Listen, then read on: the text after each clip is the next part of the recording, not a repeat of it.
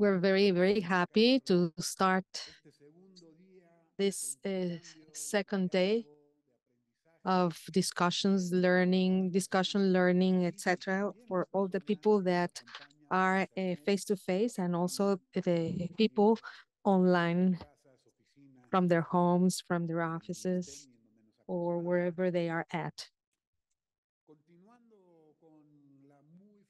Let's continue with today's session. Today, we have many interesting things to share with you.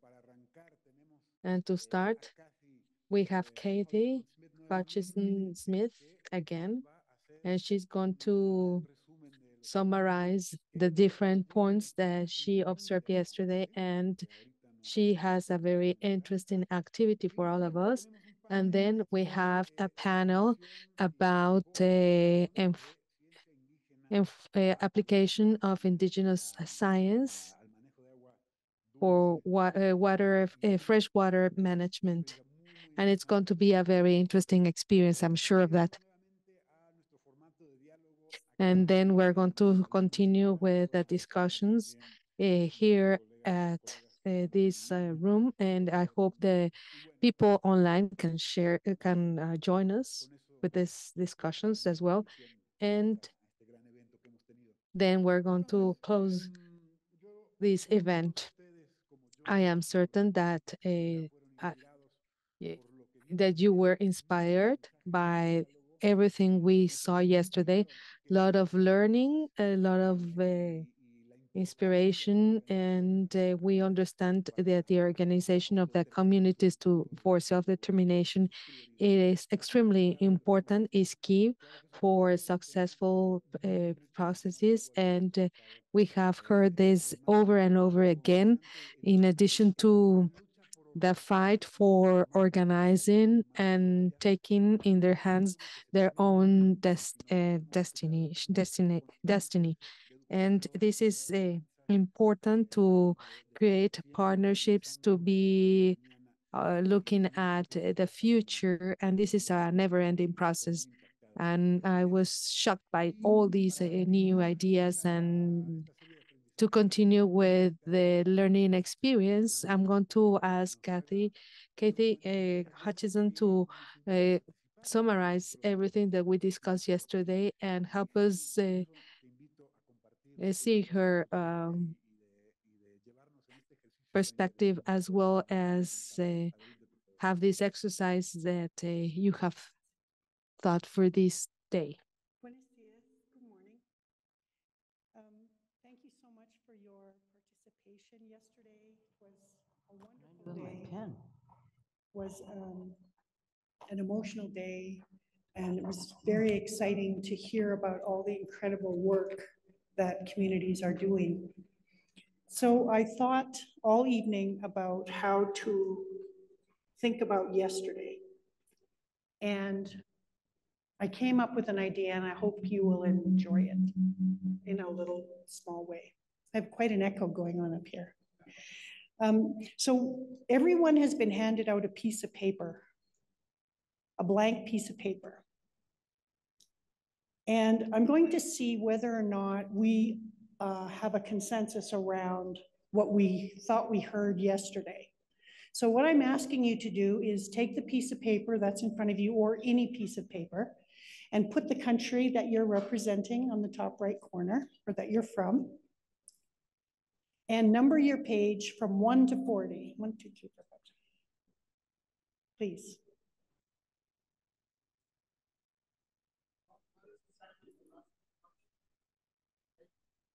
So I'm saying on the page, just put the country you're from in the top right corner, and then number your page from 1 to 40.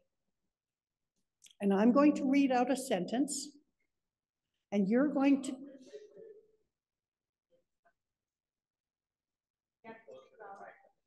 Okay. Are you able to hear me better now?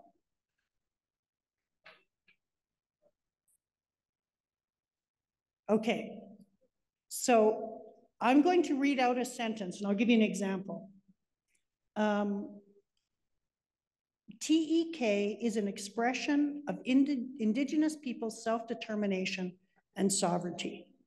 And you're going to say on a scale of 1 to 3, whether you strongly agree with that, whether you agree with that. And if you don't agree, you say no. Okay, so 1, 2, 3. 3 is that you strongly agree. 2 is that you agree. 1, you agree, but less. So you think it's less important as a concept. So I'm going to just read out a sentence, and you're going to rank that answer 1, 2, or 3, or no. Those are your 4 options. 1, 2, 3, or no. Okay?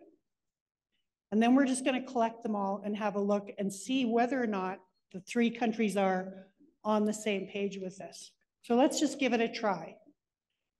You're numbered 1 to 40. And online, those of you that are online, we ask that you do the same, and you are able to send in your answers through the chat mechanism. So you'd say what country you're from, M for Mexico, C for Canada, U for US, and then your answer. Okay, 1, 2, 3, or no. Here we go. Question 1.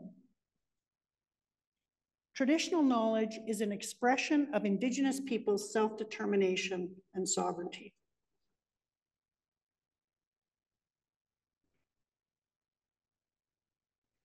Two,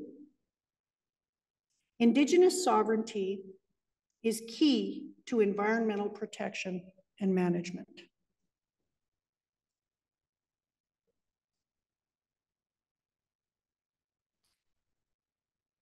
3, TEK is best accessed through collaborative dialogue and relationships of trust and cooperation.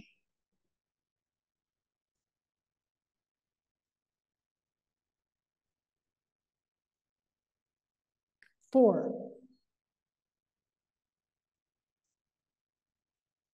TEK use requires inclusion of gendered and distinct voices from within our communities.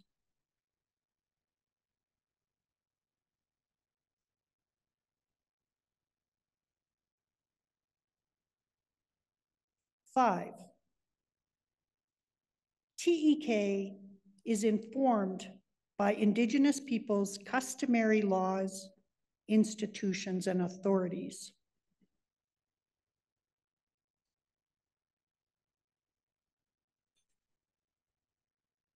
6, TEK is not informed by colonially established boundaries, including international, state, provincial, or reserve boundaries. TEK is not informed by colonial boundaries.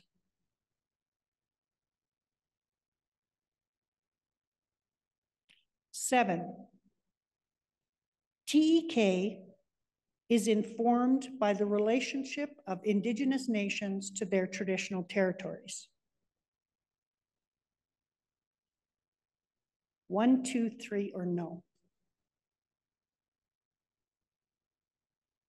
8, TEK is understood in a cultural context of reciprocity.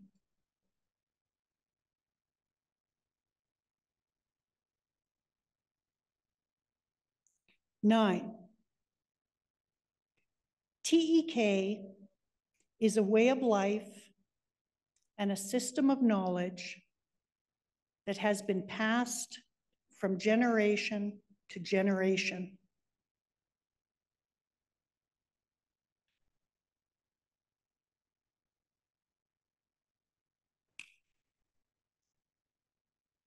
Intergenerational knowledge, number 10. Intergenerational knowledge transfer ensures knowledge will be available for future generations. 1, 2, 3, or no. 11, TEK is dependent upon the education and inclusion of children and youth.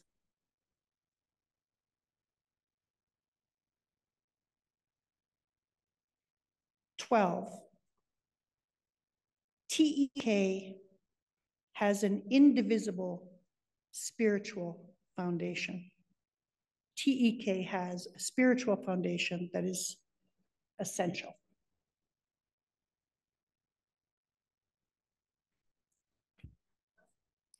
TEK, this is number 12, TEK has an indivisible spiritual foundation.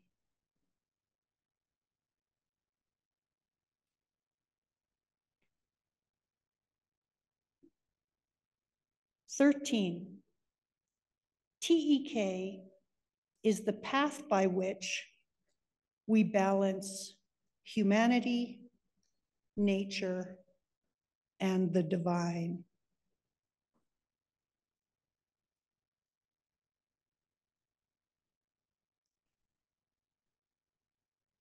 (14)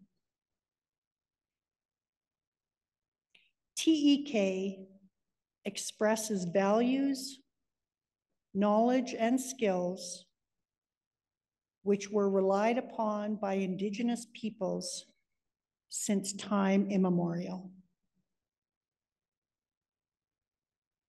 I'll read 14 again. TEK expresses values, knowledge, and skills which were relied upon by Indigenous peoples since time immemorial.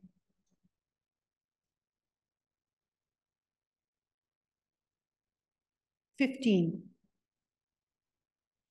TEK is a valuable tool to identify and prioritize matters of concern. It is a mechanism to identify and prioritize matters of concern. For example, that fish management is a priority, that freshwater management is a priority. Those are examples. 1, 2, 3, or no. 16. TEK is a valuable tool to identify and prioritize key areas to be protected, such as spawning and birthing grounds or freshwater sites, examples of things like that. 17. So put up your hand if you're enjoying this. Just kidding. Okay, 17. TEK is dependent upon the revitalization and preservation of Indigenous languages.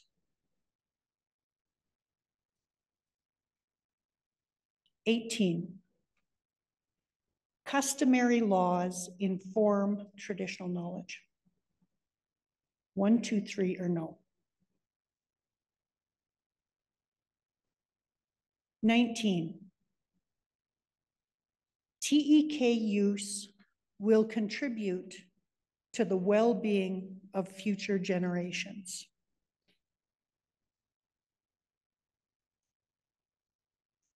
20. TEK is best expressed through local and regional expertise.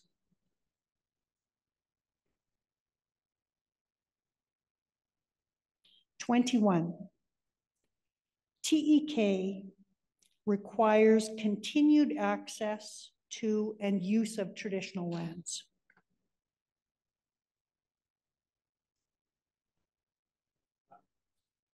So 21, TEK requires continued access to and use of traditional lands.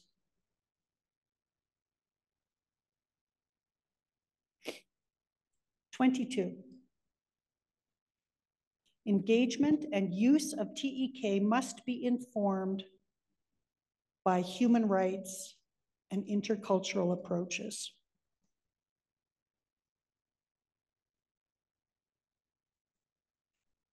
23, TEK is an expression of Indigenous knowledge systems.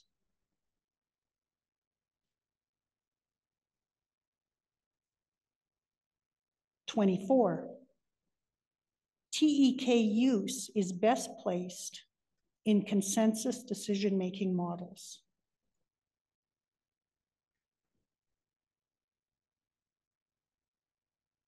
(25) TEK must be valued equally with other knowledge systems.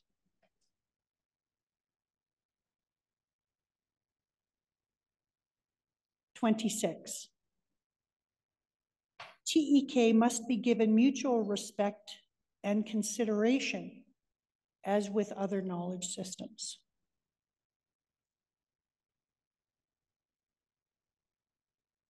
(27) TEK is an expression of Indigenous peoples' relationship to land,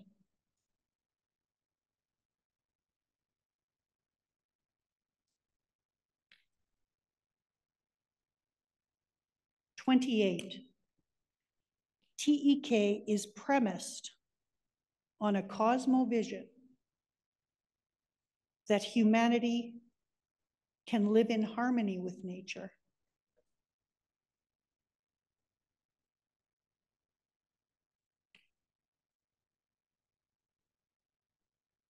(29) TEK use must be in alignment and consultation with the institutions of Indigenous peoples.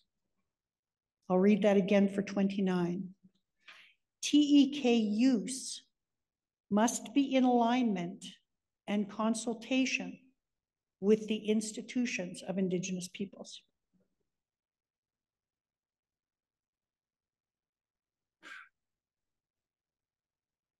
(30)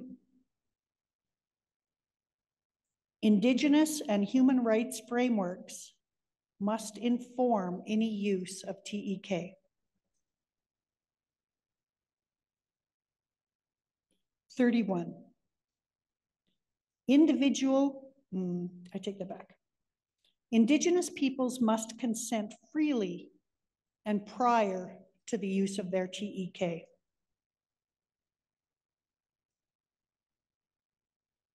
32. TEK is understood as an expression to build healthy, resilient communities and environments. 32, I'll read it again. TEK is understood as an expression to build healthy, resilient communities and environments. 33. TEK is understood in the context of the inherent rights of Indigenous peoples arising from the prior occupation of Indigenous peoples on their traditional territories. 34, two left. All life exists within the sacred circle of earth, which is made up of water, air, fire, and earth. I'll read that again, 34.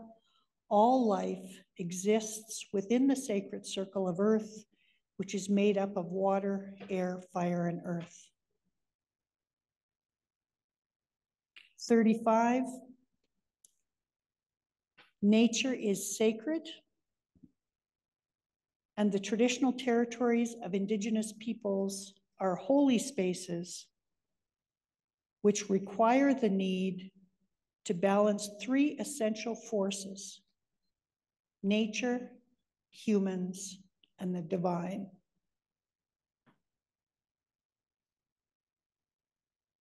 So you have 5 spaces left for you to add things that you heard yesterday that I haven't mentioned.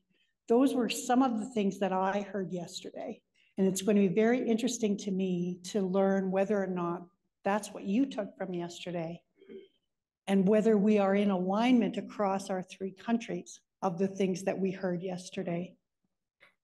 And there's a space at the bottom for you to add things that you heard that you would like to share for us to include in our shared learning yesterday. Thank you so much for the time this morning and your participation. Perhaps we'll have all of those papers handed in to Pablo, and we'll read them all. Thank you so much.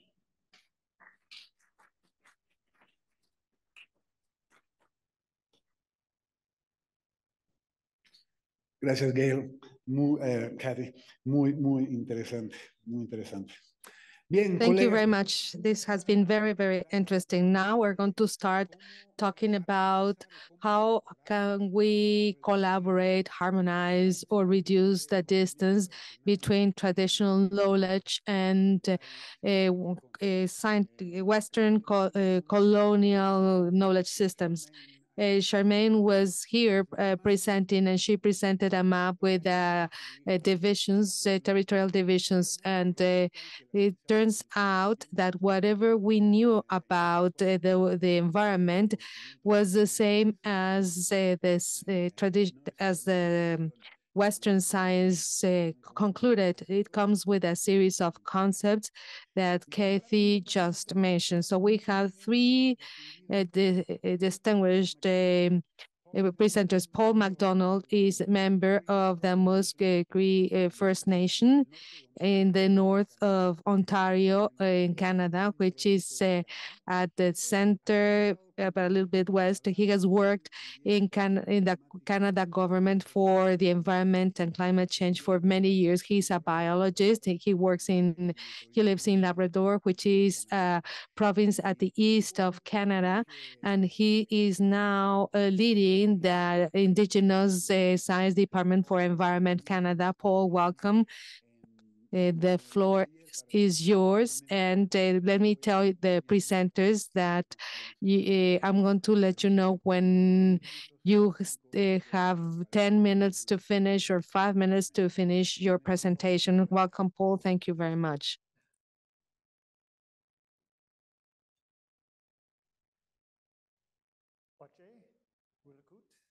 Buenos dias. Bonjour. Hello, everyone. My name's Paul MacDonald. As mentioned, I'm a member of the Moose Cree First Nation. I've been working as an Indigenous employee in the federal government for nearly 20 years now, and most of that in Labrador as a biologist. And just as a little bit of context, Labrador is an area about 300,000 square kilometers, so about three times the size of the state of Oaxaca. And there were just two employees for our department covering that area. So partnerships with the Indigenous communities was just what you had to do to make things work. So that's where a lot of my experience comes from. And I also have family connections in that area as well. So my mother, on my mother's side, she's Labrador Inuit ancestry. So that's just a little bit of context of me and how it informed how I work. And now I'm bringing that to a new division. So so I'll be speaking to you today about the Indigenous-Science division at Environment and Climate Change Canada. And let's see, get the clicker going here. So first of all, thank you, Kathy, for that exercise. I think, you know, you can't put that on a slide, right? So for this audience, I think it helps us just kind of stop and think about the context. But before I talk about the Indigenous-Science division, so yesterday we heard a lot of the community level initiatives going on and how things are happening at the community level. But I want to talk today a little bit about, you know, an example of how the federal government, and in particular my department, is trying to bring both knowledge systems together on par with each other to inform our way forward and addressing environmental challenges. So I think I want to talk a little bit first about, you know, why we're using the term Indigenous-Science to name our team. So I think for this audience, maybe I'll just build on, you know, in relation to traditional knowledge or traditional ecological knowledge in particular. And I think the main difference is, you know, Indigenous science is based on traditional knowledge. It's got all the same values, principles, the things that, you know, we were just reflecting on during that exercise. But it's a term that I think will, you know, reflect the fact that traditional doesn't mean that it stopped. It's not something that's in the past. It's the continuation of the methods, the resilience, the adaptation, the way that people are still continuing to use that knowledge with new technologies and in the face of changing environmental conditions. You know, people are still applying this to make things work on the land. And so it's a contemporary science. the Indigenous Science Division falls under our Science and Technology branch. So that's the branch in Environment and Climate Change Canada that uses science to inform policies. So we are a science-based department. So we have this new division now, which allows us to focus. Working better, sorry. Which can better focus on the Indigenous science, getting that traditional knowledge, that community level knowledge into informing policies. So, it's informing the documents that the department is producing. The information is included in that. It's not, it's getting away from the fact of, not just developing the documents and then going to communities to consult, but making sure they're a part of developing things right from the start. And we'll note that this division is very new. It just established in January of 2022. And when I say I recently joined, I only joined this division in October of this year. But it's an acknowledgement that the department has been doing Indigenous science, whether or not people have called it Indigenous science. It's different ways of working with communities. There's different levels of relationships. So it is one way of advancing reconciliation. So it's based on environment, and as we know, culture is very, very much tied to the environment. So in terms of our mandate, I guess it's the same mandate as the Department of Environment and Climate Change Canada, of our branch of Science and Technology. But it's bringing that Indigenous lens, should we say? So it's clean air, clean water, biodiversity, significant habitats. So there's a lot of correlation with a lot of priorities at the community level. So that's the team we're building. So I'll talk a little bit about the Indigenous lens. So we're committed to making the space. So supporting Indigenous leadership, innovation in science. So that's what the team is able to do, and it's really modeled on the structure of bridging, braiding, and weaving, which I'll explain a little bit. It's just that respectful knowledge transfer. So when we talk about the structure of bridging, braiding, and weaving, I think it's part of our challenge is for those of people with that lived experience and kind of understand what traditional ecological knowledge, understand traditional knowledge, but don't really know the label. People just say it's just what we know. It's just how we know things. But sometimes explaining it internally for those that don't have that lived experience, we have to find ways of communicating it. So I think the bridging, braiding, weaving kind of gives people a little bit of a better understanding, a way of kind of picturing in their minds what it actually means. So bridging is really about bringing awareness about Indigenous science. So understanding, fostering the understanding for people, and just making sure that they are aware and respect the knowledge system. Maybe just a couple of examples. So in terms of our bridging, it's our awareness. So some of the things that the division has been working on so far. We have an Indigenous Voices series. So that's internal. It's an online meeting. So we have a WebEx meeting every month where we bring in Indigenous scholars and they get to talk about their work. So, people that aren't familiar with it actually get to see examples. What does it look like on the ground? How are people doing this in communities? How are they going ahead? So it just gives a bit of familiarity, but it's also an opportunity, a platform for Indigenous scientists to share their work, to really express and to connect with one another and really create those networks. Indigenous ethics is another topic that we've had a workshop on, and people came on and talked. So the department does have, an ethics committee for handling animals or how they work with communities and those things. But what's different at the community level? What are Indigenous ethics for how you treat animals, how you treat the environment, like when you're trying to monitor things? And language obviously is something that comes up as important. So we have had one workshop so far about Indigenous language, the naming of places and the importance of those Indigenous names, and some things that have been renamed and where names have been lost, and bringing that back and just relating to people. Like And on the opposite side of that is, some people say the same name over and over and over and not realize that it's based in an Indigenous language and that it means something and that it tells you something about that land. So that's something we'll be continuing on the awareness side.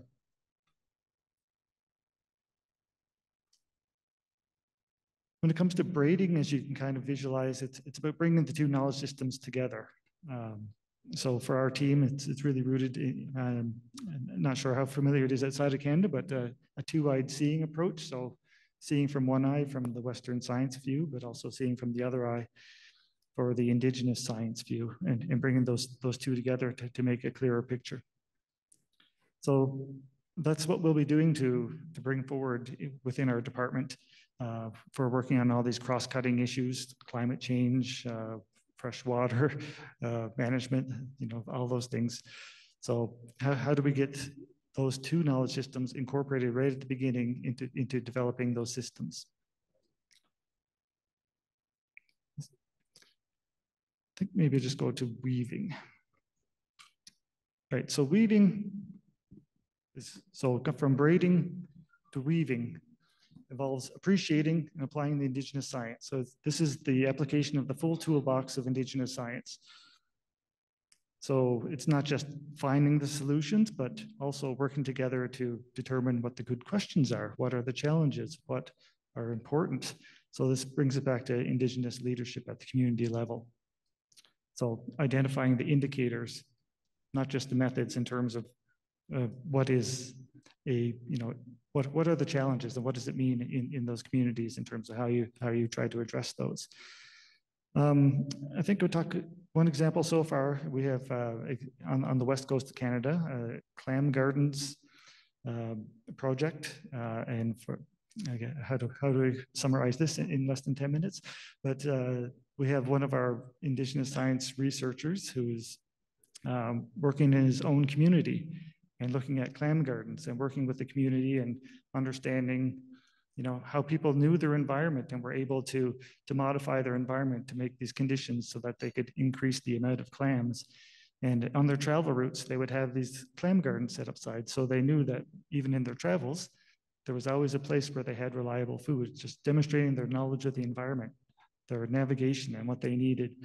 And it ties in so many things in terms of, the culture, the language is now coming out with our, Indigenous scientists from our team working in his own community. He's getting to engage so much with his elders in a way that he never did before, and knowledge keepers. And he's learning so much more about his own culture. And so that's making our team stronger as well as himself. Working with archaeologists, he's working with people who are teaching different sampling methods. So he's working with the knowledge holders who are talking about the land, but also showing them different ways of monitoring and finding new information about their own sites. Investigating the middens and learning new things about what their people, their ancestors must have done in the past and what they continue to do.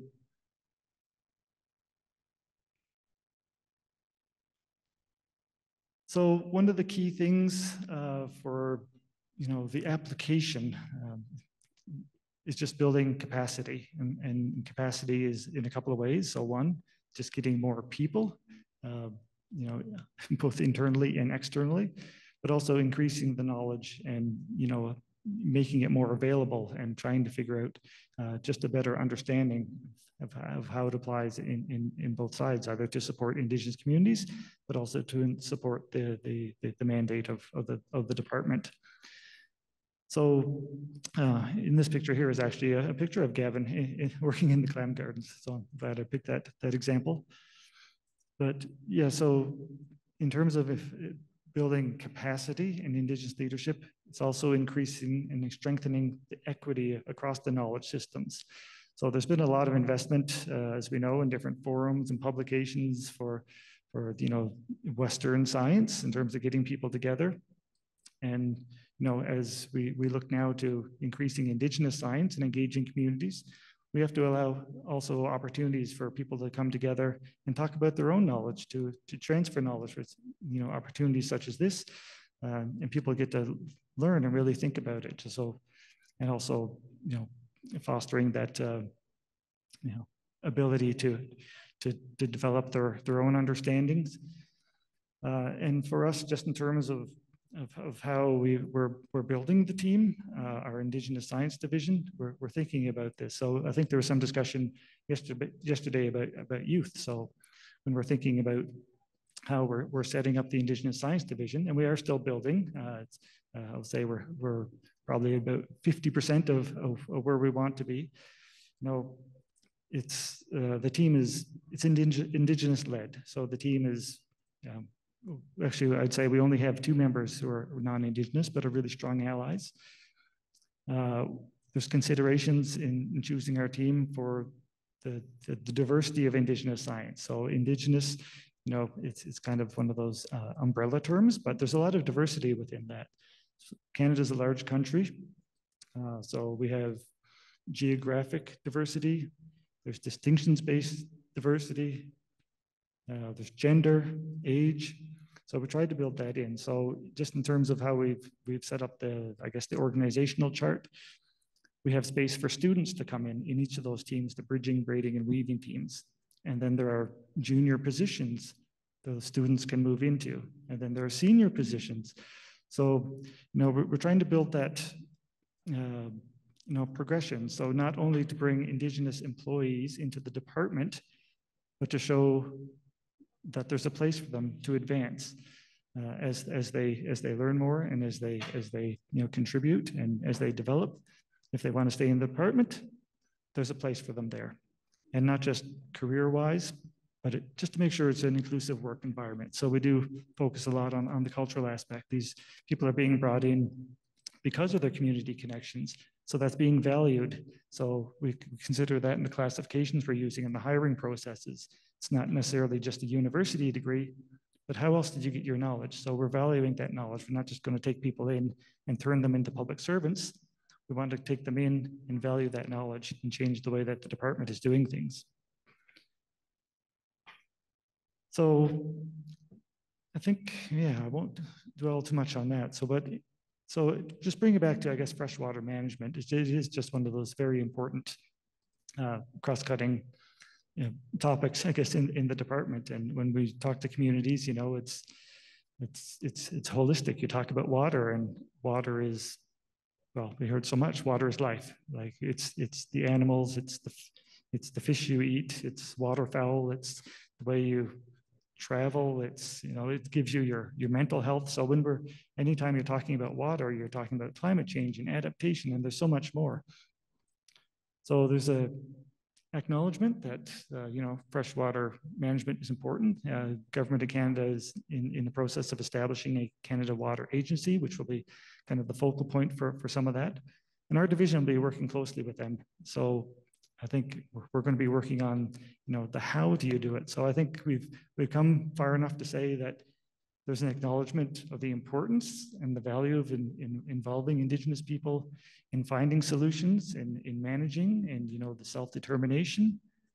But the trick is how, especially in the federal government, and that's, you know, it's not just the science itself and the knowledge and advancing the knowledge, which our team is working on, but it's also those little processes of, oh, how, you know, the methods that you're using are different. It's like, how do you buy the software? How do you pay for community visits? And it's all those tiny little things. So we're also working through the logistics of that. So, and being an example, although our team is fairly small, it'll be an example for, you know, other branches within the department, and also other federal departments, which are based in environments and working with the same communities, and, you know, advancing how we do things. So I think maybe I'll stop there and let the next presenter speak.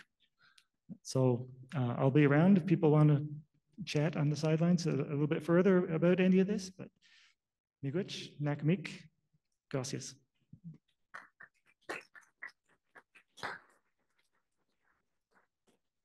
Gracias, Paul. Bueno, ahora. Thank you, Paul. So now we're very lucky to have Gail Small again with us. Gail Small is a sociologist. She is also an attorney with over 30 years of experience in promoting Indigenous matters such as health, fisheries, farming, mining, etc. She is from Montana. She lives in the north of Cheyenne in a reservation. Montana is a huge state with a lot of mining areas, but thanks to her networks, it is very likely that the small amount of mining companies in Montana is part of her efforts. So welcome, Gail.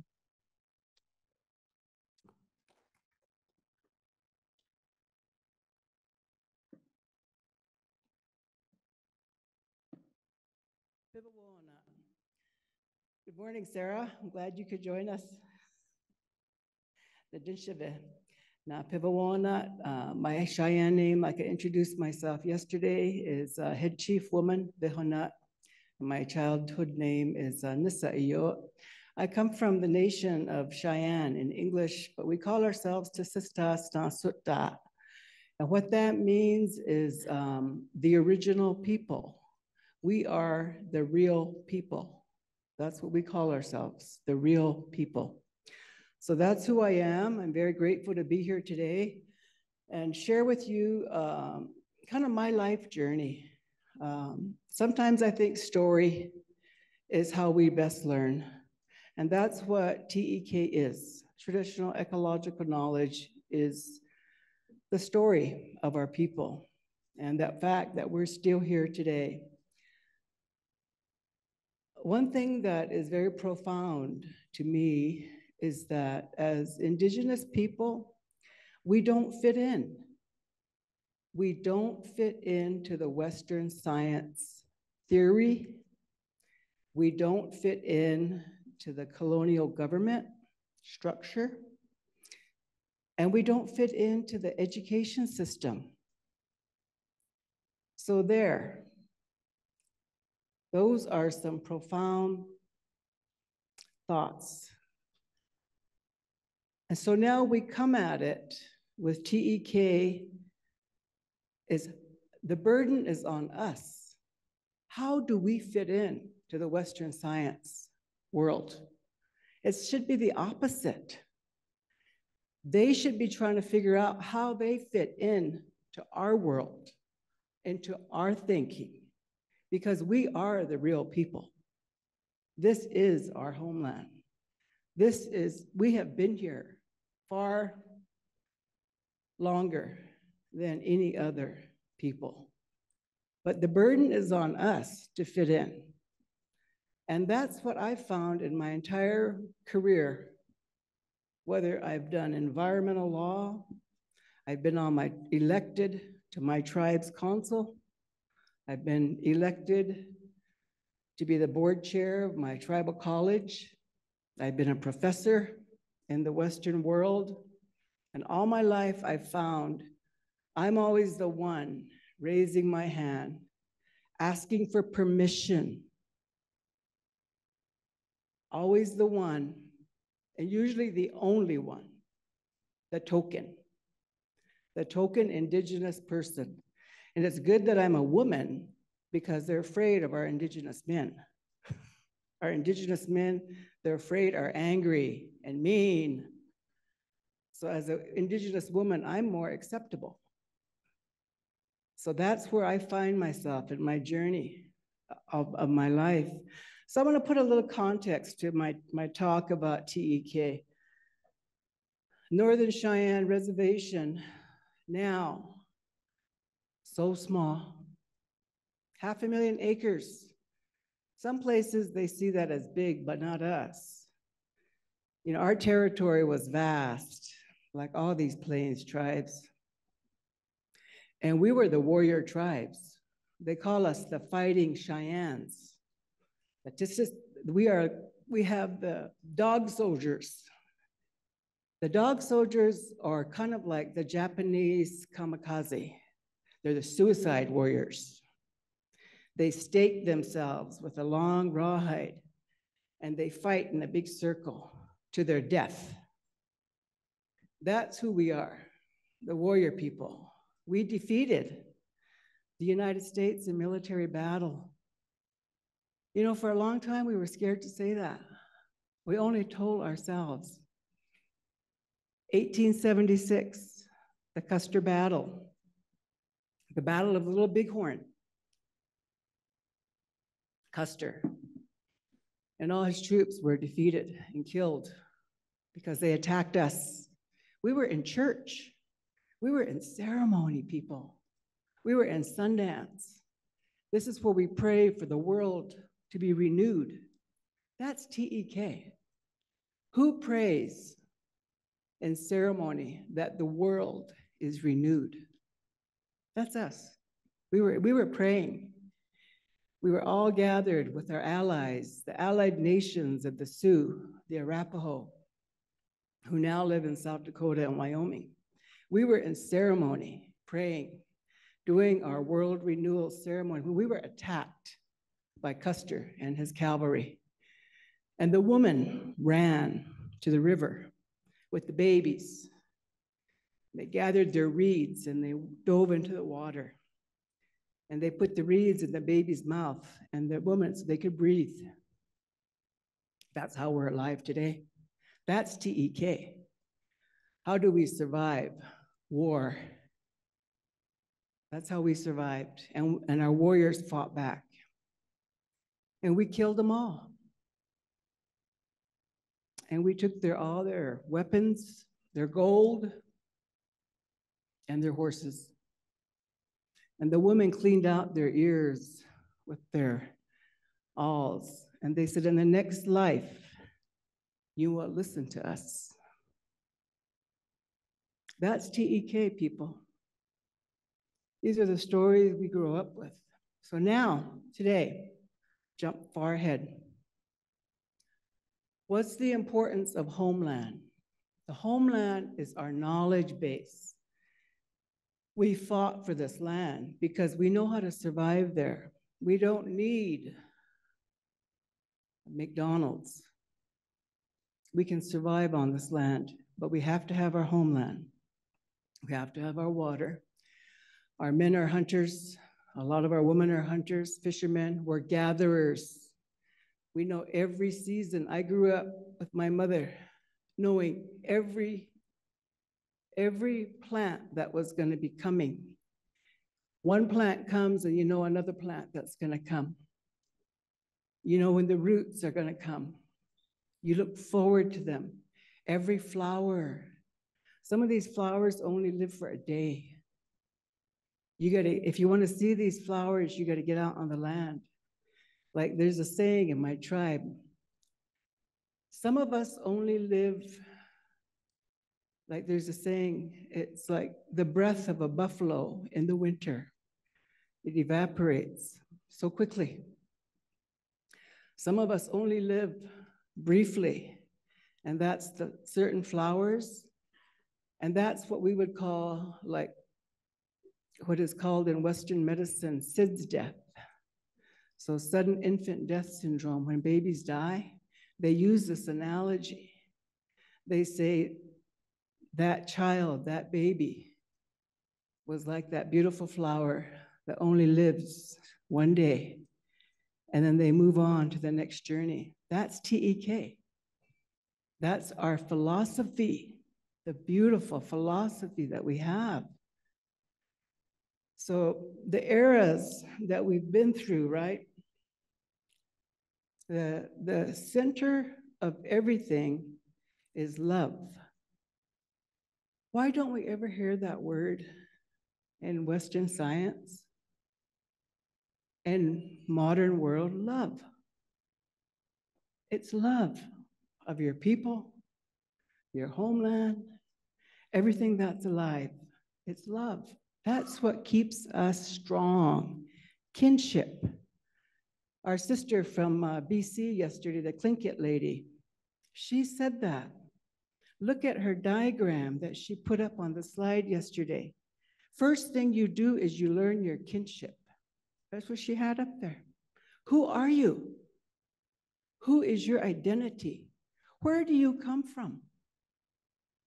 Everybody should know that.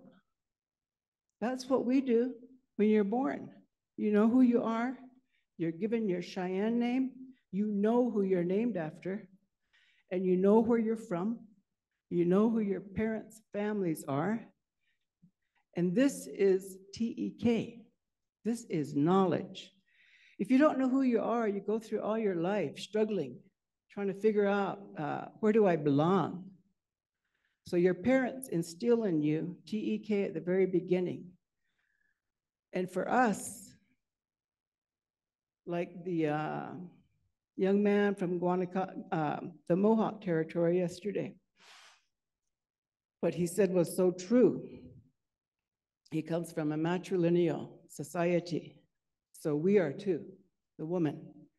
So like my dad is from another village above my home I live on now. But when he married my mother, he moved in to our village of Lame Deer.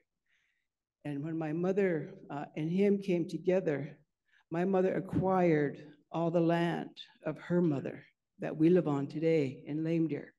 So that's matrilineal TEK law. So our mothers have a tremendous influence in our life.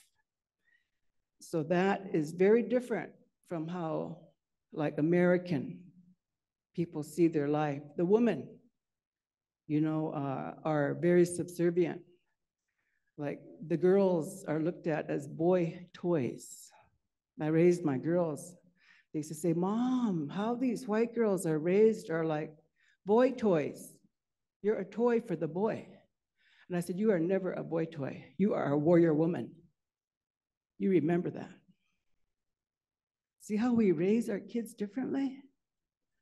So philosophy, so different. And our brothers, we look up to our brothers as like, my brothers are like my kids' fathers.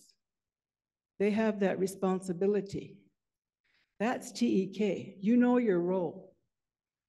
So going back into like environment, my tribe fought for our homeland. We're able to get 500,000 acres of land. What happens next? We find that we're surrounded and have the richest coal under our land. They tell us, you guys are gonna become like Saudi Arabia. You're gonna all be millionaires. Sell your coal. You got billions of tons of valuable, high burning coal, clean coal. We just need a little bit of your Cheyenne coal to mix with our dirty coal, and we'll meet those air standards. So the Bureau of Indian Affairs, which is our federal agency, came in and they convinced our tribe, the early 70s, to sign 50% of our land for coal mining. None of our people spoke English. They all spoke Cheyenne. So they didn't know what they were signing. They agreed with the BIA, okay, go ahead. The BIA said, we're gonna give you schools and we're gonna give you a hospital if you sign here.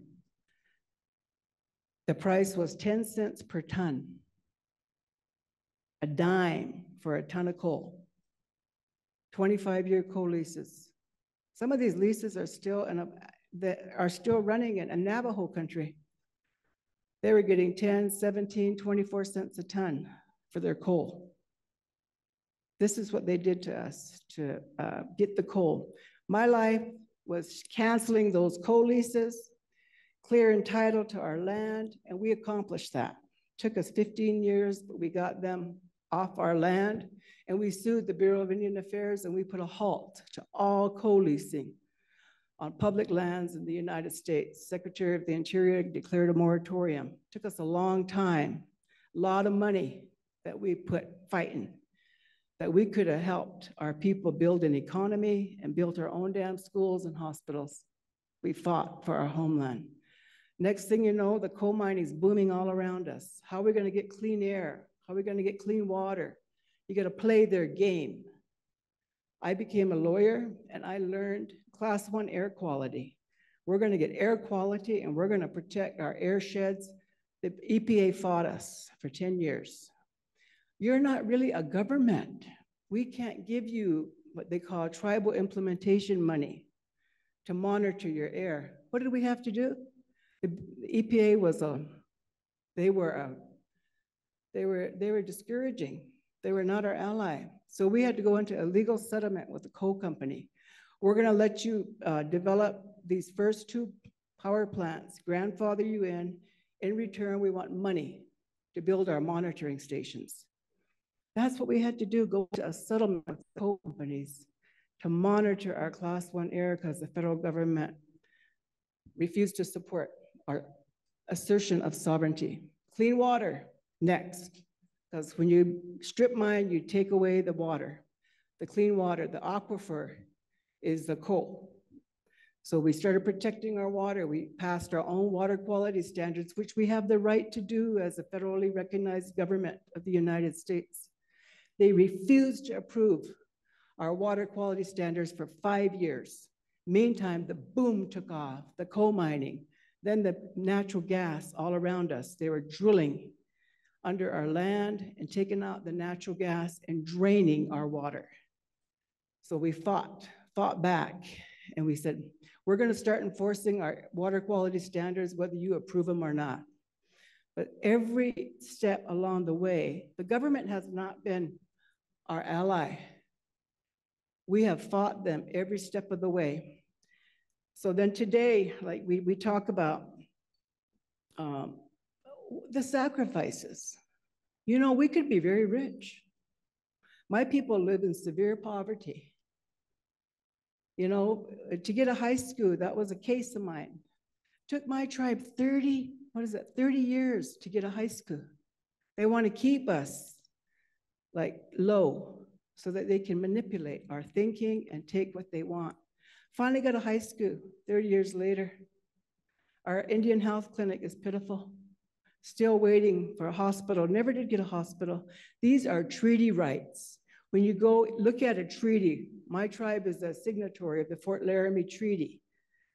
It says in the treaty that we gave up these vast areas of land. In return, we were supposed to get hospitals, a doctor, schools, and support for our people to be able to live on these little tiny areas of land after we've given up all this other land. Those treaty rights have yet to be enforced, and our only remedy is the courts, the Supreme Court. And now, look at what is happening in the United States.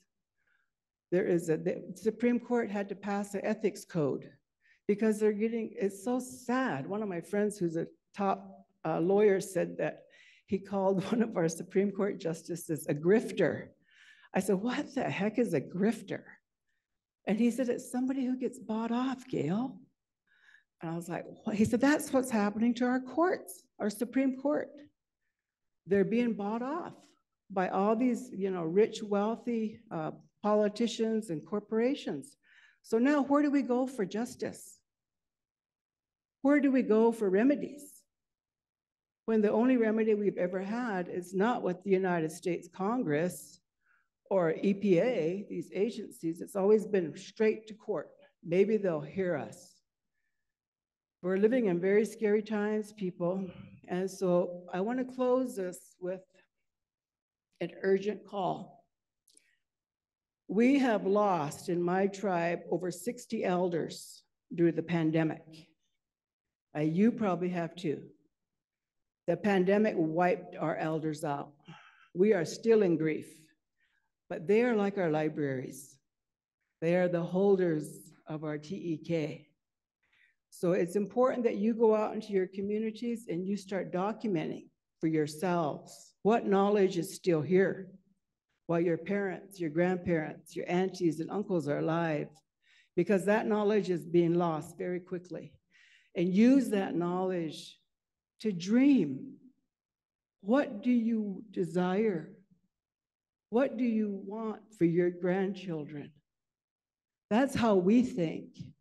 The desire for a better life. And you know what? That's one of the hardest things to do, is dream of a better life. Because when you're under the thumb, you got no money. How are you going to put food on the table? You got no scoop. How are you going to dream? And many of our people are in that situation today. So how do you dream of a better future? I was telling our young friend this morning at breakfast, Stephanie, she works for Earth Justice. You're in a position where you can dream. You're not a federal employee. You're not caught up on the reservation and the tribal crisis, everyday crisis of surviving, but you can dream. And so I ask all of you, do that hard thinking and think about what is it that will help your family, your children, your community, and don't be afraid to dream. Ash.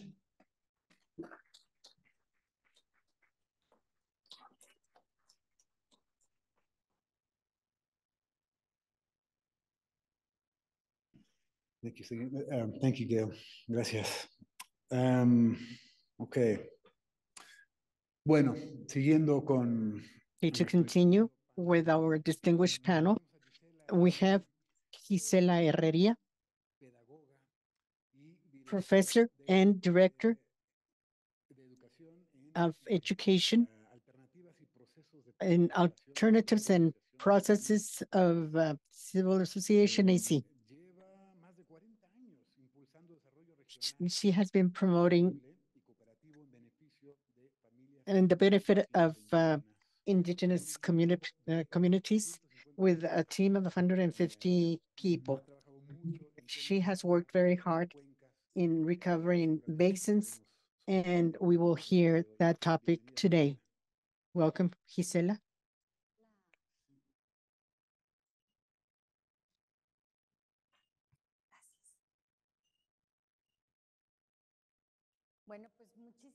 Okay, thank you very much for the invitation to this event. I'm going to share with you the experience of this project that began in 1980, 43 years of work in this region.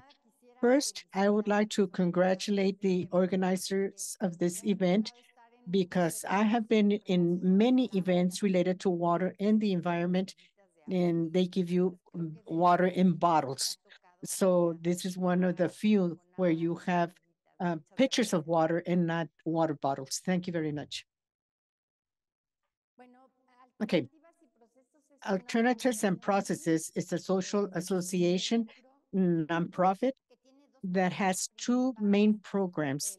The program Water for Always, Agua para Siempre, thinking that we need water for always, not only water for a little while.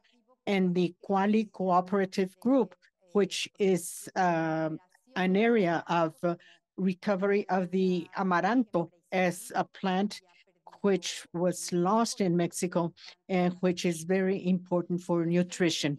The objective of these two programs to ensure food to decrease poverty and inequality.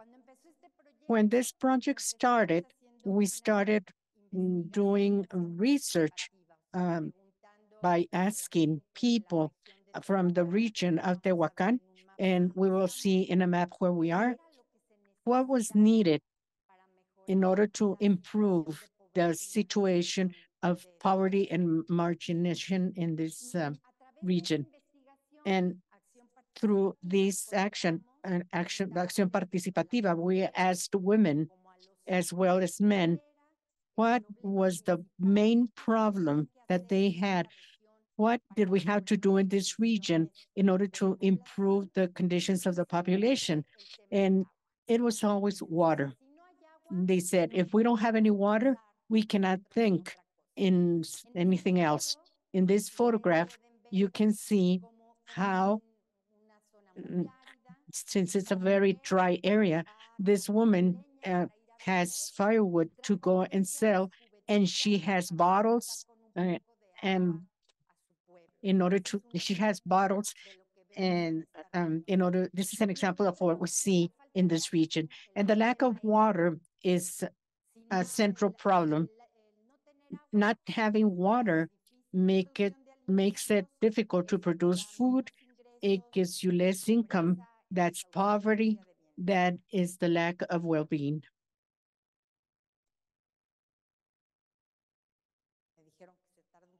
They told me that it takes a little bit to change. This is the region in which we are. Let me see if I can explain without signaling. In the central part, you see Tehuacan. That is the region of Tehuacan. But we work in the Mixteca region, which covers locations from Puebla and Oaxaca. We are in the water, the division of water. To the right, the water that rains goes to Veracruz. This is Papaloapan Basin. And to the left, the storm water goes to the Rio Balsas in the Balsas Basin. And this is the territory divided into basins and sub-basins of the National Water Commission. We find that in order to work with the program Agua para Siempre, we needed to subdivide this territory into small territories that we call tributary basin, where we have 6 or 7 localities that people know the territory perfectly well. Yesterday, we were saying in the table where I worked that the people that works there is the people that since they were children, they know about their small springs, their hills. So all this project is a constant dialogue between the recovery of ancestral technologies and the dialogue with new technologies and with the engineering that was required in order to solve this problem of water and water scarcity. I'm going to stop here a little bit because this is impressive. This is a great dam, which is in the Tehuacan Valley. And we started to build it in 1950, in the year 1150 before Christ. So this is a dam before the prehistoric, and it was built by the Popolocas, who were the Indians that lived and still live in this region. This dam, where it says Cerro de la Escalera to Cerro del Paraíso, this is where this area crossed, and it's 400 meters long, 18 height, with a base of 100 meters. Just imagine this construction with 0 tools. All that was based on rocks and mud in order to start building this great dike. This dam was no longer used in the year 750 after Christ. It operated 1,900 years. And what is very interesting is that all the higher part of the basin where we have this monumental work is worked with small terraces in order to preserve the soil. And where it says Canal Santa Maria, where there's white arrows on the right. This is a canal to manage stormwater. When it started raining, the people decided whether they wanted to store the water in the base, in the central part where it's green, if they wanted to store the water, or if they wanted to move the water with rocks on the higher part of the basin, so that it would go through that canal, it would jump the dam, and the water would be used in crops. This talks about the great knowledge of the expert hydraulic engineers that lived in this area of the valley of the Tehuacan since 1150 before Christ. The program Agua para Siempre, the alternatives are to recover these ancestral technologies with the support of new technologies, but that is the idea, to duplicate what they did, what these Popolocas engineers did in that prehistoric era.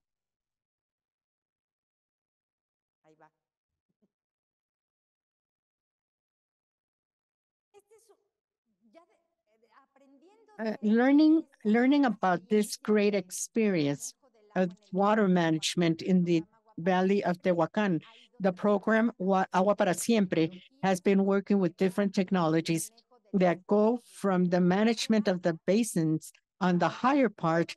For the whole challenge is that when it starts raining, to make that stormwater domestic. The water that rains, because that's the water that we have. We don't have it. We don't have rivers like the landscape in Canada. Here, we don't have any rivers. So when it rains, the challenge is to tame this water and to stop the force, to stop the filtering, and to capture the largest amount as possible so that this water could help us for domestic use as well as for agriculture and animals. This is very interesting. This is an example. I'm going to show you some photographs of the small works that are part of the Agua para Siempre to retain the soil, filter the water, and be able to use it. These are small terraces of a Popoloca community. It is interesting because the Aztecas in the Valley of Mexico, little by little, conquered. They started walking through the country. They conquered the communities, and the Aztecas took the Popolopas out and they sent them to a mountainous area. And in order to survive, they built in their mountains these terraces in order to be able to have crops. In this small Atzingo community, there are more than 1,500 terraces of this type in order to have food. And what is interesting, because sometimes we think that there's no conflict between one community and the other community. And we have to understand that there are conflicts and that we have to learn how to handle them. But that is important. This is why it's important to work by basins, because all the communities say that they live in the territory of that basin, that rainwater is for everybody, and we have to talk and see how we can manage it. These are small dams. They're not large dams. The idea is to have many small basins. The soil absorbs the water and it is filtered. We cannot divide the vegetation of the soil and the water. This is a problem that we have in Mexico. On one hand, we have CONAFOR, and on the other hand, we have CONAGUA. One sees vegetation, the other one sees water. We don't have water without vegetation. We don't have soil without vegetation that supports it. This is an example that I love to show you. On the right, you can see the territory. This is the High Mixteca in Oaxaca. They created these areas in rocks. And then after several years and of planting 800,000 trees, there's a forest. And that forest returned water to a well, which is called the dry well, Pozo Seco. And now that dry well, Pozo Seco, has water thanks to the planting of this forest in the Mixteca. In this photograph, you can see once again the succession of small dams. This is a group that is visiting. This is part of the education methodologies that we use, and that for people to see how the basin is regenerated and the fruit of the regeneration and how water gathers little by little along the basin. This is a group of farmers that are visiting. Another technology, when we already have filtered water, we can make small wells. This is a well that people traditionally built them, and they are enriched with part of technology in order to protect and have a larger amount of water. If you can see the well on the lower part on your left, that circle, that's a hole and it has rocks around it in order to filter the water in that small well. Another technology that we use are the pots, the water pots, and it is to assign a part of the land to create these deposits, and they're filled with rainwater. Once again, we're able to take advantage of that technology. One interesting thing that I wanted to tell you is that alternative civil engineers, these are people from the area. They are indigenous people who had the opportunity to study, and now they guide this program. But we cannot tell you where one thing starts and the other one ends, because these are the engineers responsible of these works, but they are indigenous peoples from the Mixteca region. These are capturing systems for stormwater. What I told you, what we have available in the region is rain. If we allow those precious drops of rain, which are more and more scarce, we will have great problems in the production of food. This was a special design so that the cover of the tank could be used also as water, uh, as a cover to capture water. I'm going to brag a little bit here. This is amaranto. And even though it's not the topic of this meeting, it's a prehispanic plant that was tamed in Mexico, in Mesoamerica, and has a great potential for nutrition. And here, it is, this is a small amaranto plant with, they pump the water from the capturing tank, and they have drop irrigation. And this is the technology that we use in order to take advantage of the little bit of water that we have in the region. Another important thing are the embankments and the dikes in order to retain the soil and return the water. The embankments have trees, maguey, pitayos, which are desert plants. And lastly, this is the Water Museum. Alternativa started a water museum about 14 years ago or more in order to be able to communicate. Yesterday, when we talked about education, to be able to communicate what this program is about, how ecological regeneration is about, in order to have more water and have more soils and have more vegetation. It says that it started in 1999.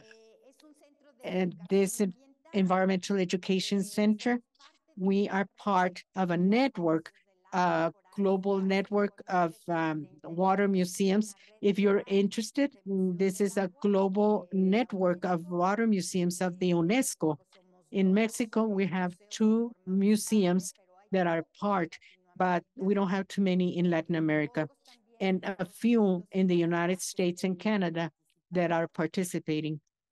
And for us, it's very important, this museum, and we have children from kindergarten all the way to master's degrees and doctor's degrees, depending on the interest of the visit and the interest in seeing what is the activities that we carry out.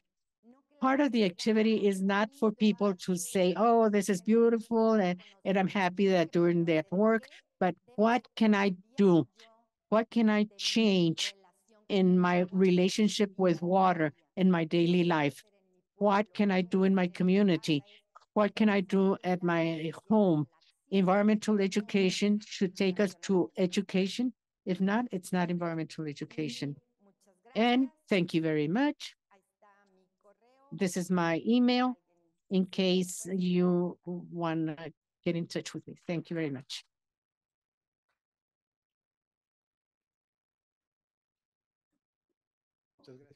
Thank you so much, Gisela. This is a lot of information to discuss, many interesting topics to discuss. Now we have a couple of minutes for the Q&A session with our speakers.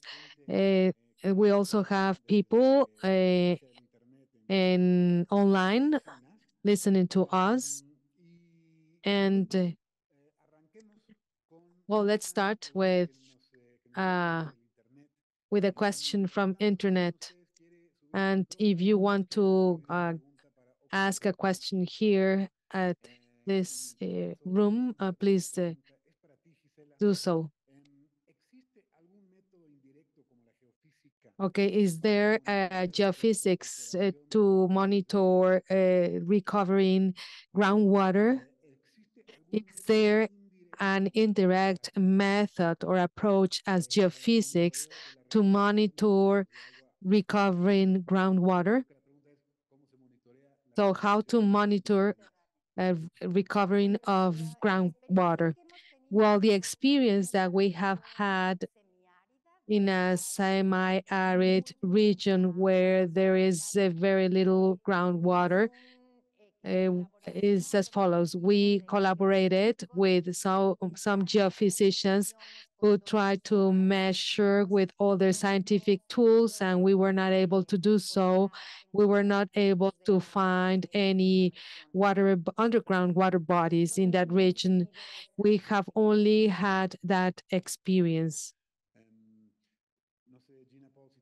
Gina, Paul, do you have anything else to say about on the groundwater?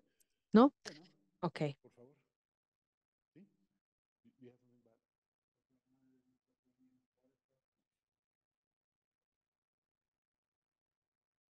For groundwater in our area or beavers. Bueno, tenemos a... Thank you. Congratulations, all of you. Congratulations. We are always learning in each area, but we would like to use all your experience, Giselle,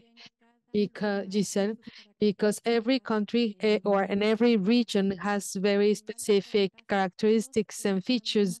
But at the end of the day, we are all research and work to preserve water. And if I can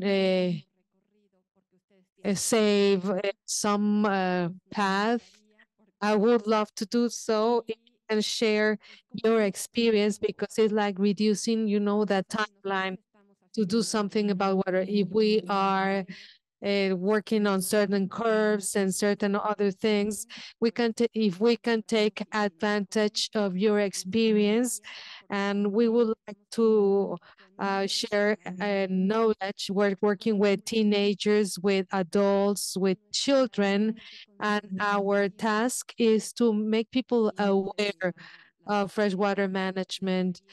I don't know if the experience could be linked to a water museum, or to start to have ideal models with the terraces and the things that you have been doing to take care of water. So congratulations also to all the speakers, and please let me know if I can join your efforts, say Giselle, and we're ready to start. Thank you very much. Okay. We have had experiences with people from the Tarahumara region through the Aguno Foundation and the work they do that. They received training courses and workshops, and they have visited us in this area. We have been building new technologies. Go to a town, we visit a village, and we build the technology, and they have replicated these experiences in Chihuahua. Of course, we can start having contact. So I'm going to ask questions from internet. The next question is for Gail. Gail, the question or the comment says as follows. Sometimes the indigenous people's efforts to defend their rights are are considered anti-modern, anti-development, and I would like you to share your own point of view on how to face this type of arguments that and accusations that when you want to defend indigenous rights.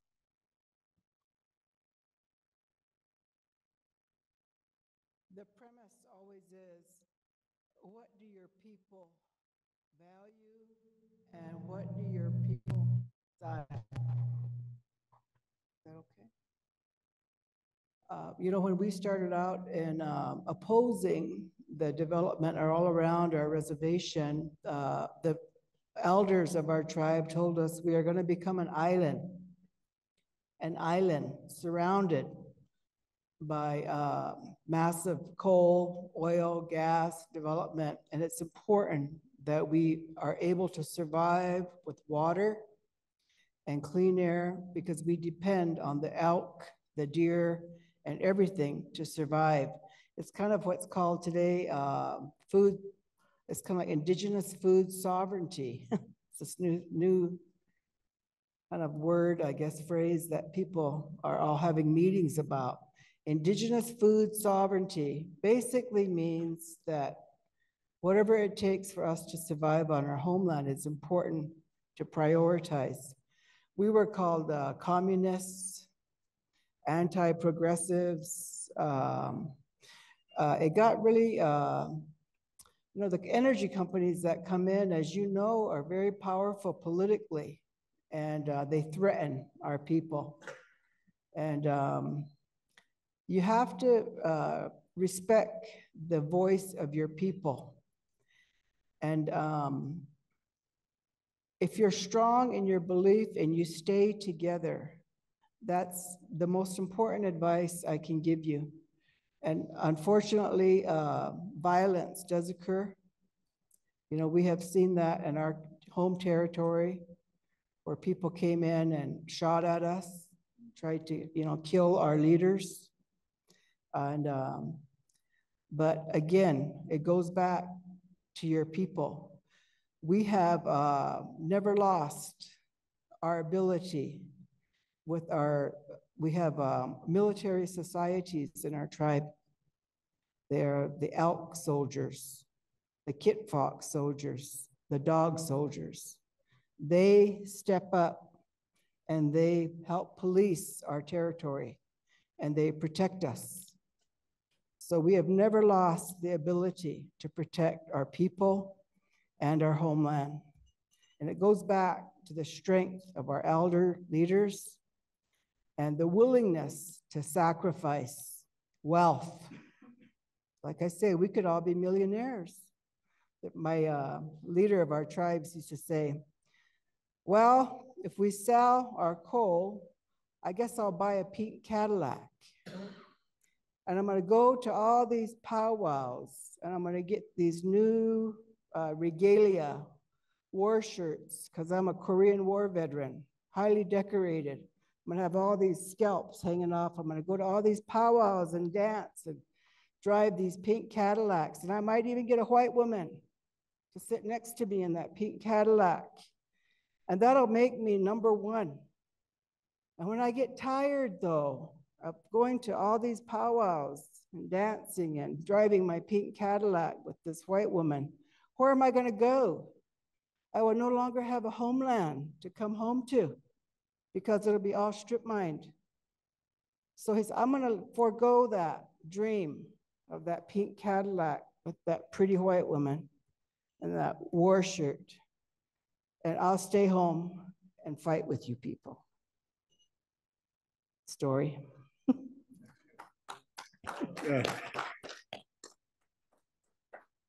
Sí, sí, maravilloso. Esto de tener el largo plazo consciente siempre, It is very important to have a long-term vision over a short-term vision.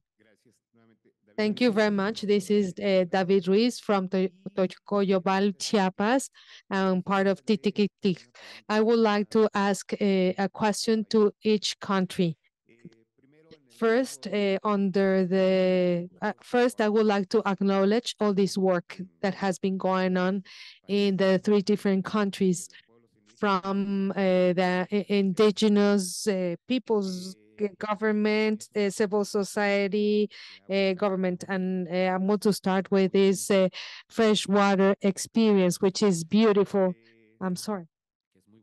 I get emotional. It is very inspiring because it recovers the traditional ecological knowledge. And the question is, if something has been done in Canada has been proposed in Mexico, from the civil society experience, you have been able to talk to CONAGUA, which is the Water Commission agency, to create a program where traditional knowledge can be acknowledged in the different regions in Mexico, to be able to develop programs for sustainable water management in different territories. So it is not one fit all policy. It would be excellent. And of course, and now there's another question specifically posed to Paul. How were you able to achieve in Canada from so that in the government they started thinking that it would be strategic to have a department of traditional knowledge within the state policy to be able to take all this knowledge from the indigenous peoples, as well as all their culture, the wisdom, and the indigenous science, to incorporate it with the modern science. And now it's a utopia, but how are you able to achieve that in Canada, and why hasn't this been done in the US and Mexico? If it has been done, please let us know. And in the US, this fight for the land, and and this is a fight for the dialogue to preserve indigenous peoples' lands. So is there a is there something going on in terms of indigenous science that has become a part of the US policy? Paul, do you want to start?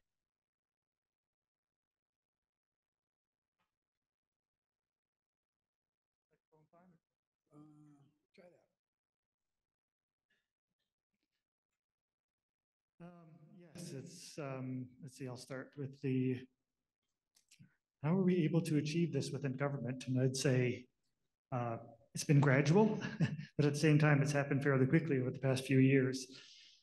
So I think it comes with awareness. So Indigenous voices going to government, just sharing their views, their frustrations, and it's really pushed the government. I mean, from a formal stance, it's resulted in legislations, there's international agreements, there's commitments, there have been commissions. So I think it's part of a result of Canada coming to grips with its true history. So there's been I guess, progress in that. I'd say even as an Indigenous employee, and I've seen a difference even in the past 5 years. And there have been quite a few programs. Our department's quite large. It's thousands of employees. There's a number of programs, climate change, the topics that are coming up. And I think there's a realization that the solutions are out there. We don't have all the information, and they're starting to see the benefit of engaging Indigenous people, one, early, because they're rights holders. So seeing the programs that don't involve Indigenous communities from the start are not successful.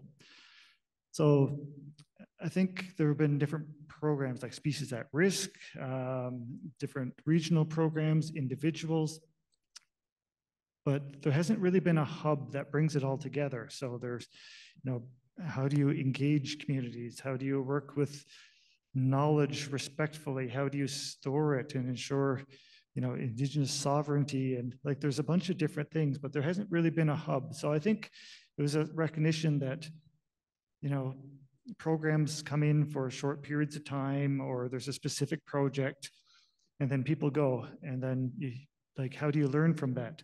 So there was a realization that there's a need for this place, which is going to be long-term, because, you learn, you build relationships, and those relationships, again, like you learn and then you share that out. Like there's not enough time for everybody to go out, learn everything, disappear, and then the next project comes along, they go back to the community, you have to learn everything again. So, where do you develop those best practices? So I think it was a realization that there was a gap. There's good examples of projects and people working respectfully with communities, but there wasn't really a way to, I guess, to learn from it and keep learning from it and building on it. So I think it was a realization that there was a need for this. So maybe I'll stop there. I would say it's an opportunity right now. Every time there's a new thought of the federal government, like TEK, Indigenous Food Sovereignty, these are new thoughts. And it's kind of our responsibility to figure out how we can make it an opportunity for our people. So like for us, it's funding.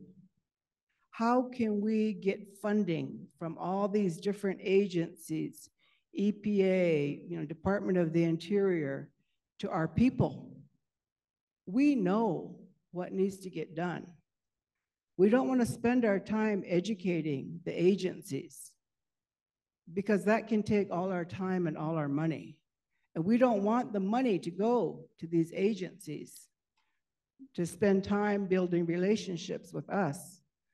We have urgent needs. We know what needs to get done. So we want the money to our people. We want the money to go to our tribes and our communities. And we don't want to have to spend our time sending our most brilliant thinkers to go train EPA, to go train the agency leaders. We want the money in our communities to do what we know needs to get done. So how do we get that funding? That's the question now. And when we get a new politician gets elected as president, new budget cuts, we don't want to be the first one cut, right? How do we secure funding for the long haul? So it's just not a fad. TEK is not a fad. It goes back to trusting our thinking. Trust us that we know our knowledge and we know what needs to get done, and provide the funding to us instead of giving more money to EPA and all these different agencies. Thank you. Few minutes, Kathy, do you want to get in on that one before we, yeah? Sí, sí. Sí. I just want to add, oh my goodness. So each of our three countries has a different colonial history. And in Canada, we're a new country. We're 1867. And prior to 1867, Indigenous peoples lived on their lands under their own customs, laws, and traditions. That's not that long ago.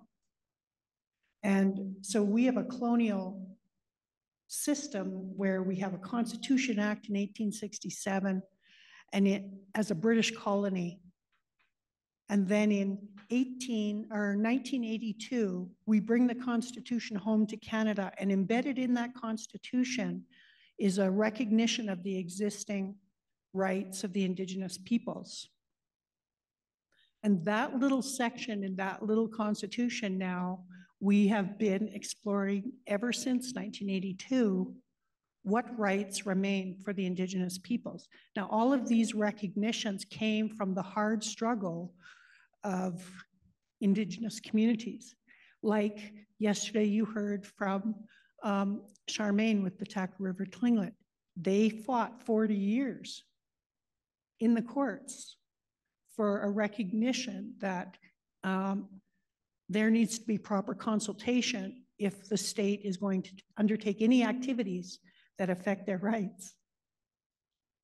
And that was a success. We've had a support at our Supreme Court level, recognizing that Indigenous rights have continued unless they were clearly and plainly extinguished. So, you know, we've had successful struggles, and I'm not suggesting things are beautiful, okay, but things are progressing. And our Indigenous peoples have asserted distinct authority over their traditional lands, and they've litigated for that permission. And we currently have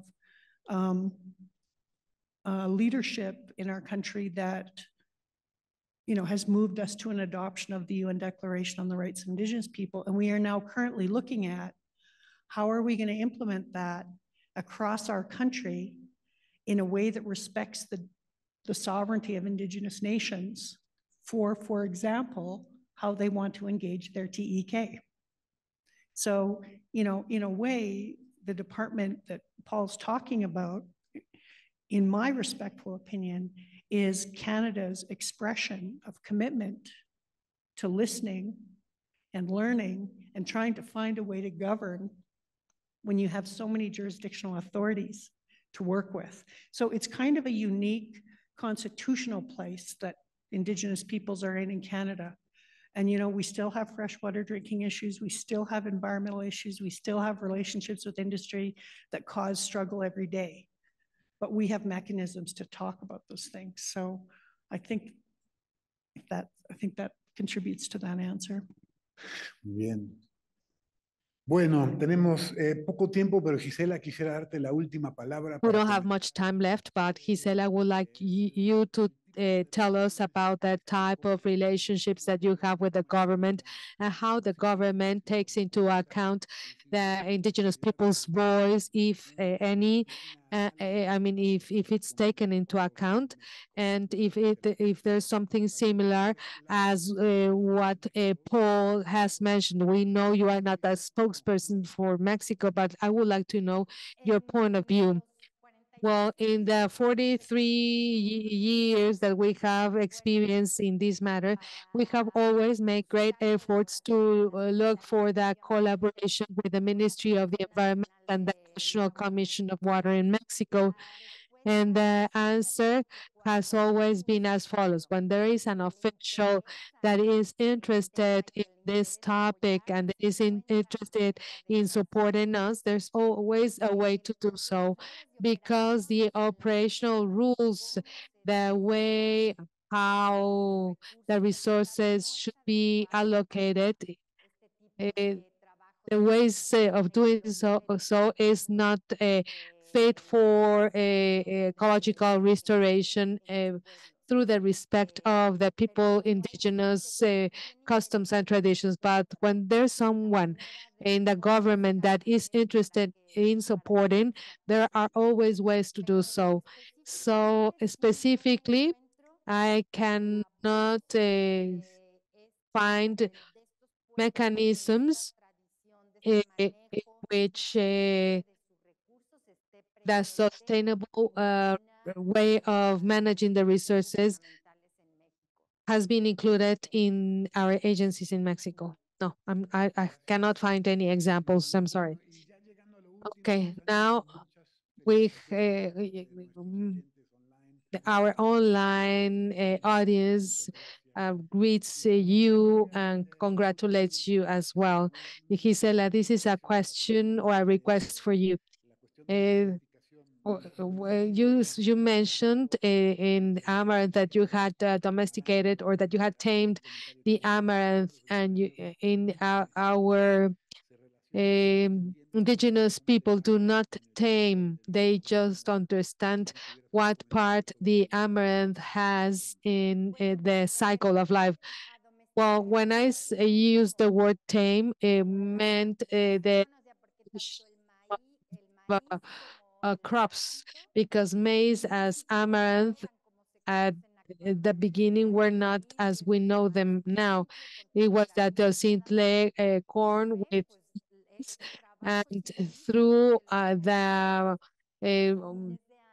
indigenous people's knowledge that the corn was grown until we got to the point where we have the corn that we know nowadays.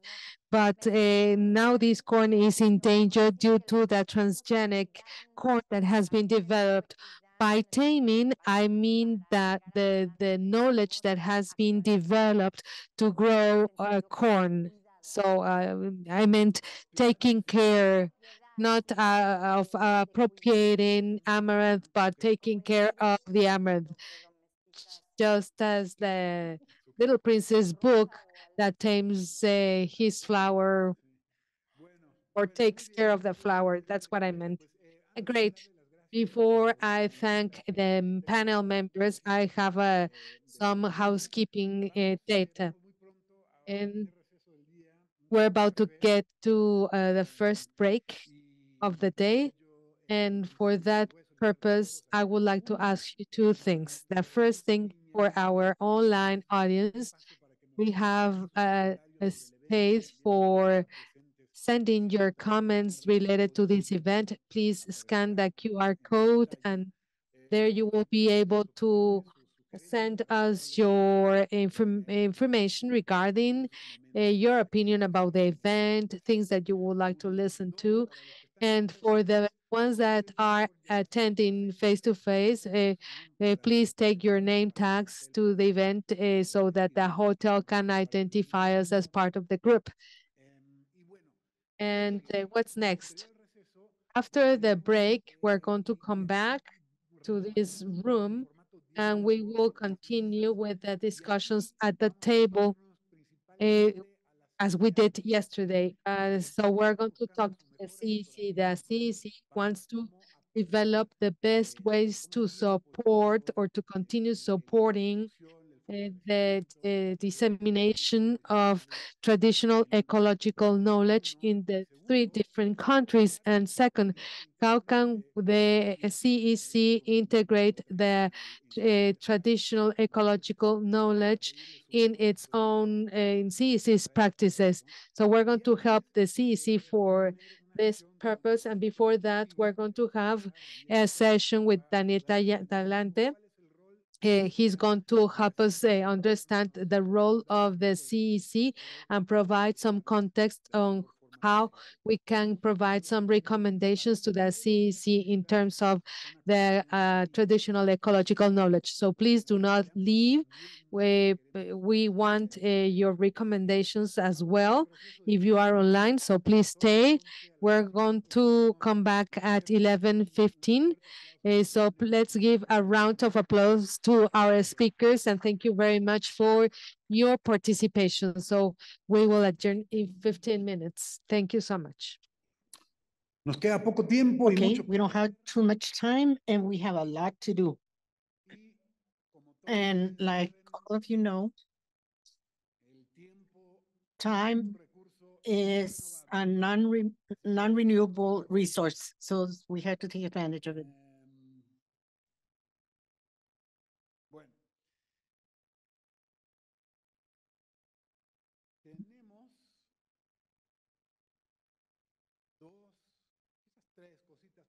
We have 2 or maybe 3 little things to do. The main one is to repeat the format that we had yesterday for dialogue. And like I said, now the objective public is the CEC. The CEC is looking for your advice, your perspectives, your advice in how to do 2 things.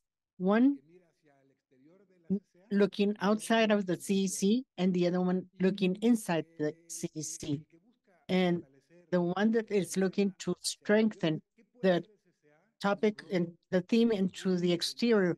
What can the CEC do as a bridge for the 3 governments that gather us here to give priority to support, strengthen, visualize the ecological knowledge and the importance of traditional ecological knowledge as in general, the harmony with nature and the balance with nature. And on the other hand, disease as itself, as every organization can improve in their own operations, the way in which they take into account uses and works with its own harmonization with traditional knowledge.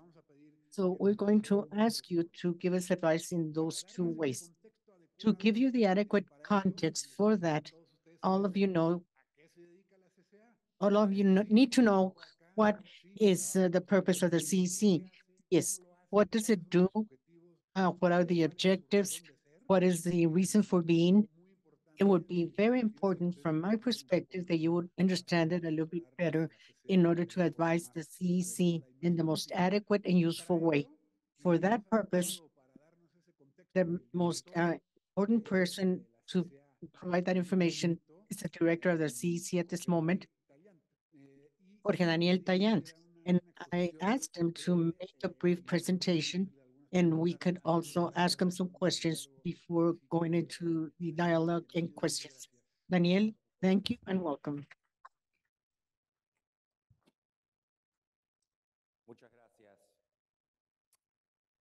Thank you very much. My father-in-law has 150 hectares of field in South America. And when I married his daughter, he wanted to give us a parcel in order to start our lives in this field. The first question that we had to answer is, was there water? Because without water, we couldn't build our homes. In that field, he had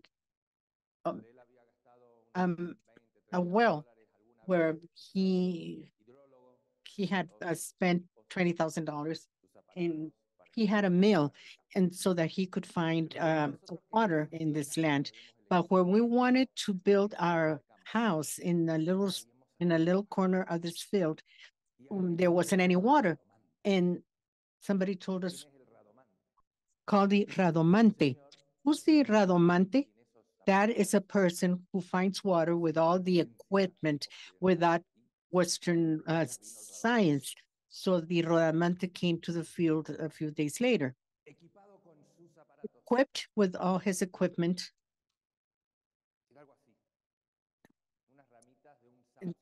It was a little branch of sauce. My father-in-law, a little bit uncertain, looked at him, and the Rodamantes stood to the side of the mill with a stick, and he started walking. And the stick or the rod started going down. And on the foot of the mill, he said, the water's here. Obviously, the mill was there. It wasn't as complicated to guess that the water was there. And my father-in-law would laugh.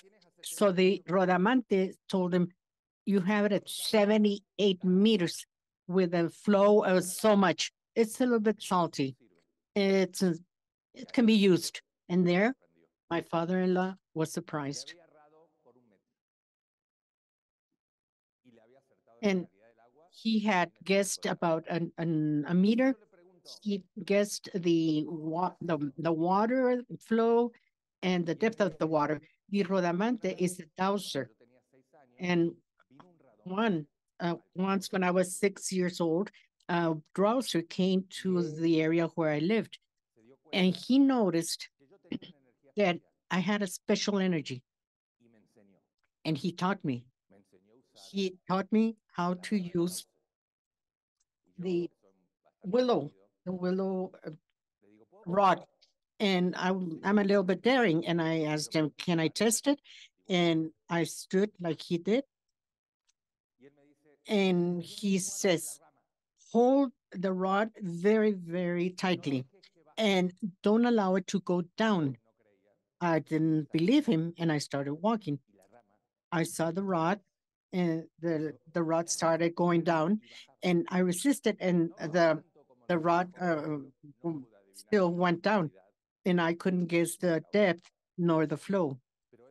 But he said that there are people who have the possibility of finding the water. What happens is they don't experience it.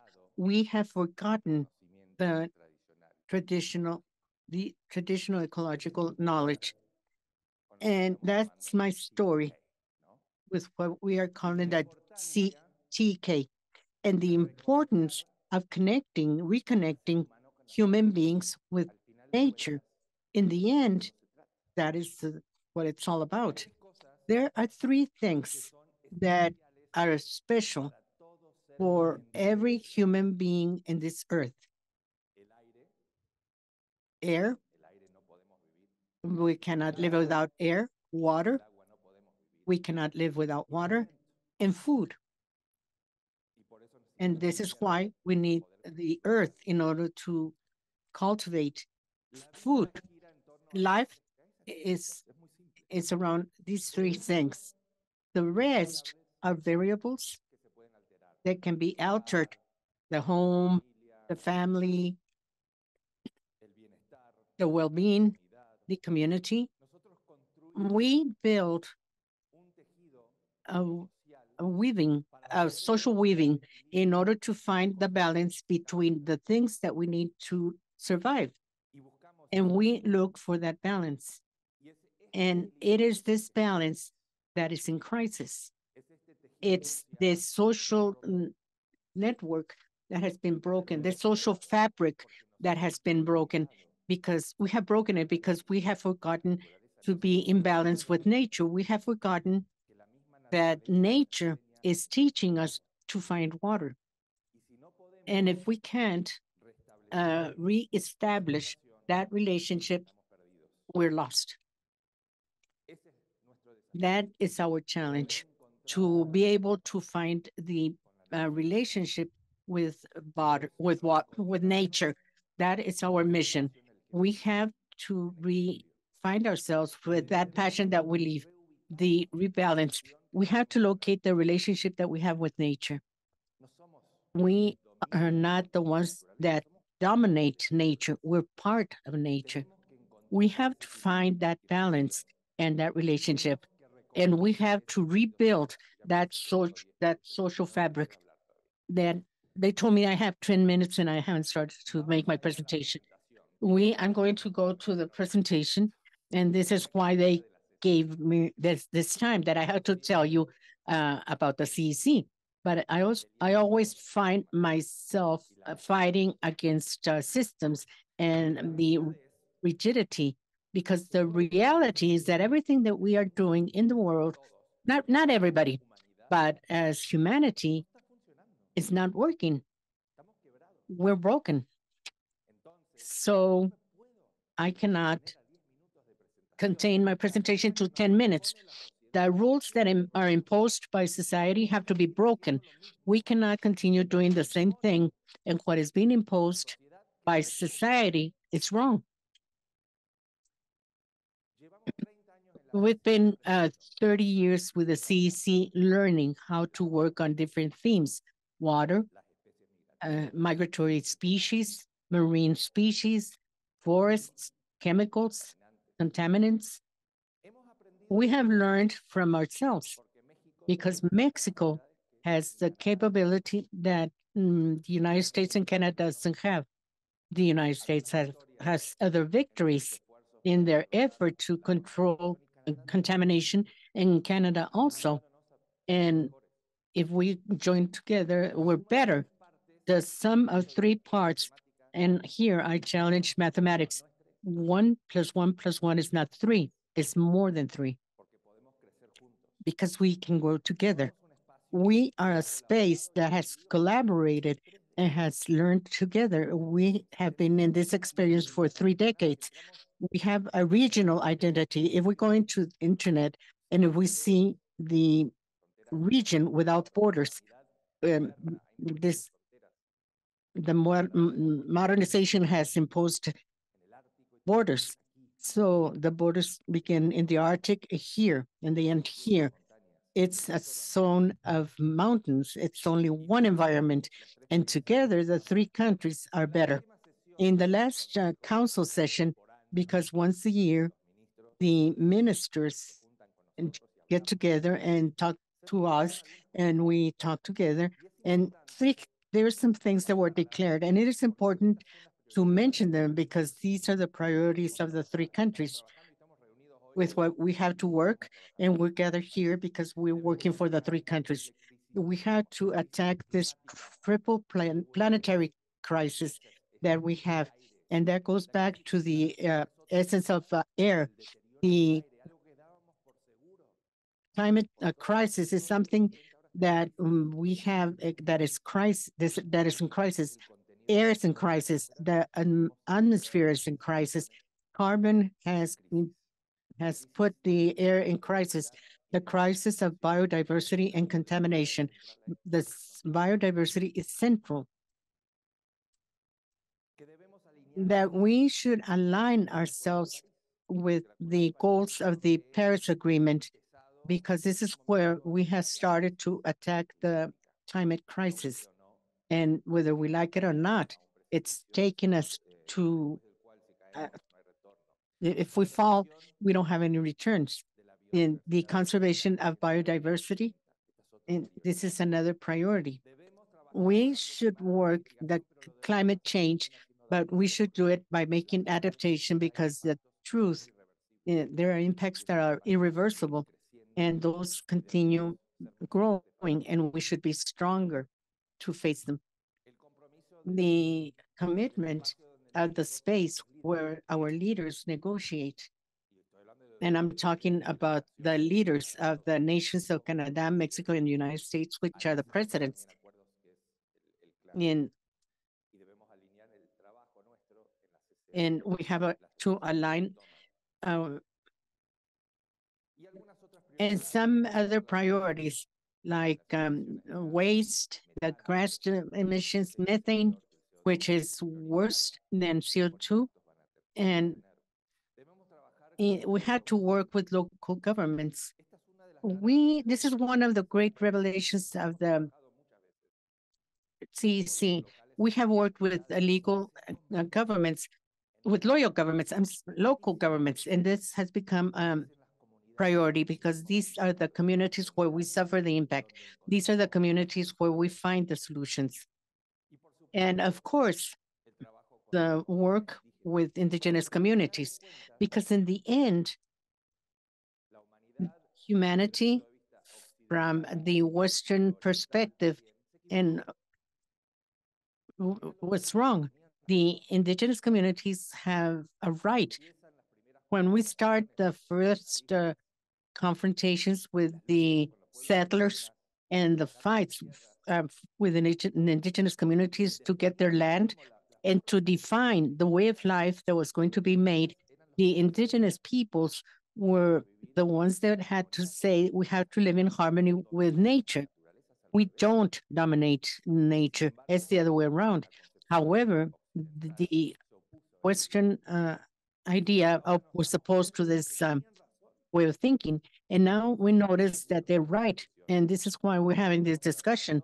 And this is why we're trying to learn from the communities, to learn from the communities who knew how to live in harmony. And this is a priority of the CEC nowadays. And to try that everything we do to learn from that knowledge, to incorporate it and live in better harmony with nature.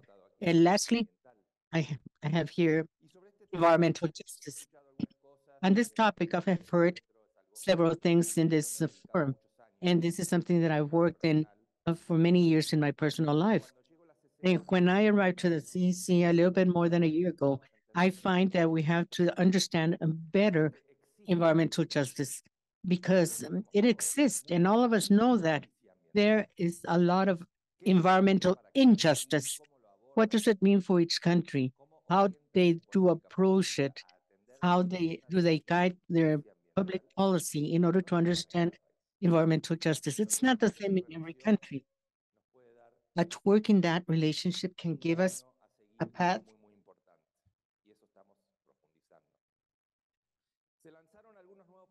It started with new projects. As a council, and it's not only well, good to think of the next 30 years, but we need to prioritize what we are doing currently, and it has not been clearly defined. We are learning to address these challenges. We're going to create a project to clear the path to 2030. 2030 is an important year. It's a milestone because the Western science has indicated that we're going through points in which we cannot go back, and it can be before, can be later, but there is this is the last year we have to react on time. So we are thinking from the CEC to establish the priorities from now till 2030. We had to decide on what to invest. What are we going to dedicate this topic? What is the topic for this forum? Because if we select it wrong, we're on the wrong path, and this is something we cannot correct if we select something wrong. An initiative in cities, the Adaptation Champion Cities Initiative. I just mentioned the cities, the communities. How do we work on the local topic? That is a great challenge, and we are trying to guide ourselves in that sense. The super pollutants, and you have heard me talk about the super pollutants in other presentations, but we are talking about decarbonization by 2050. The truth is that decarbonization does not stop the climate change if we don't do other things, and it is to reduce methane, which is 6 times worse. The air conditioner that we have in this room can be thousands of times worse than carbon. And the soot, and we see, for example, in the brick companies, the soot, and we see it in the United States in transportation, and we see in the burning of forests. That soot goes to the air and it is deposited in the glaciers. And the same thing as if you if you wear black in a very hot day, it absorbs more heat. So to select well, what are the pollutants that we will reduce?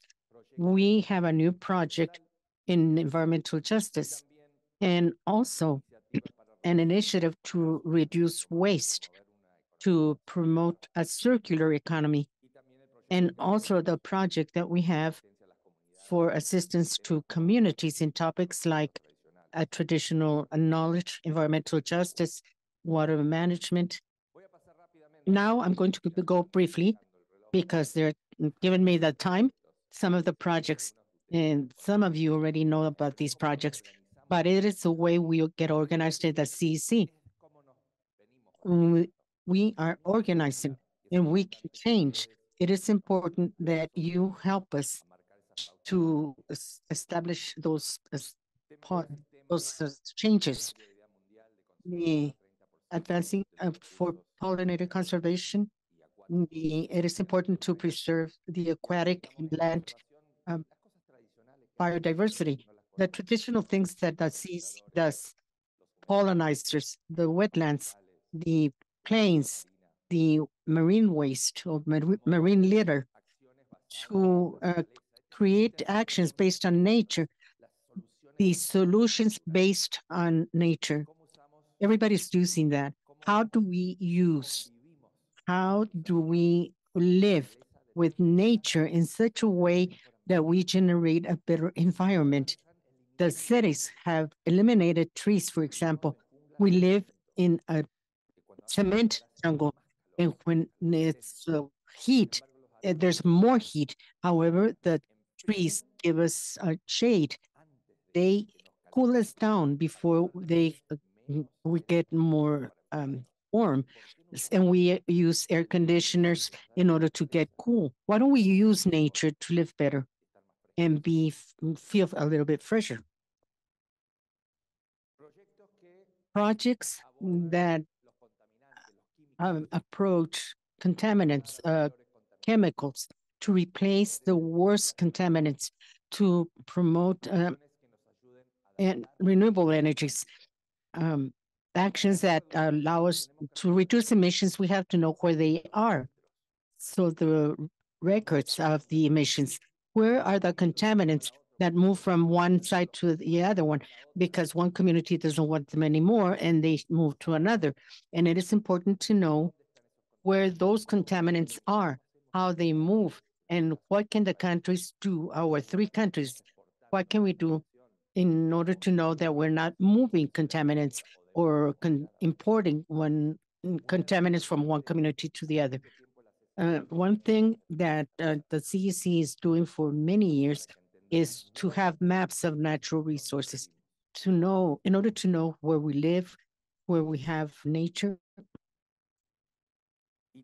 and also to see how that nature changes, because the maps give us that type of information.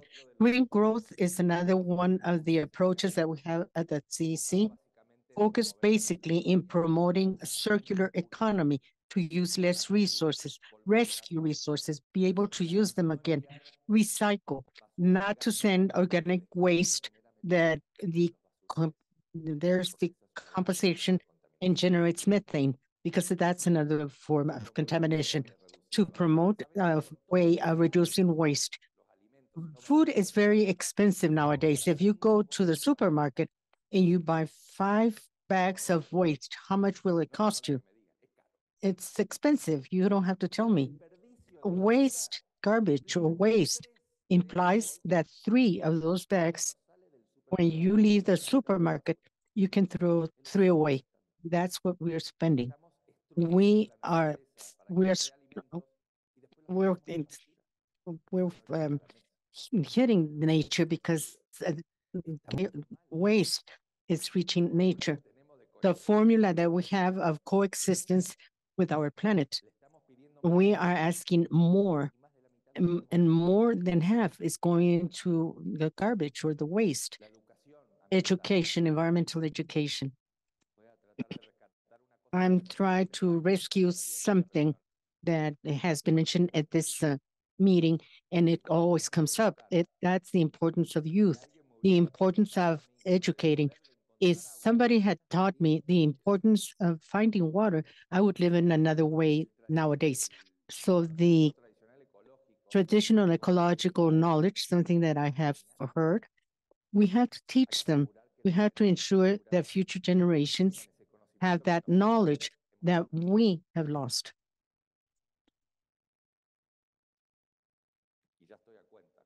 And now I owe time to the moderator. I'm sorry. I'm not going to spend too much time in this slide, but the importance of involving the cities. I think that you will see CEC getting closer in all these topics that I just presented, and it's the cities. And this is an initiative that we just started, like this network of environmental justice, and we're trying to redefine what we understand as environmental justice. And I don't need to tell you, the initiative of the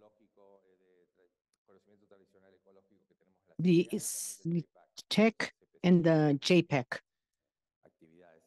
the activities, the important activities that they have. And there we have to look for a way of empowering the work of the JPEG and the TEK, the group of experts, and to really work together with us in everything that we do, and not that it is a consulting space and that's it.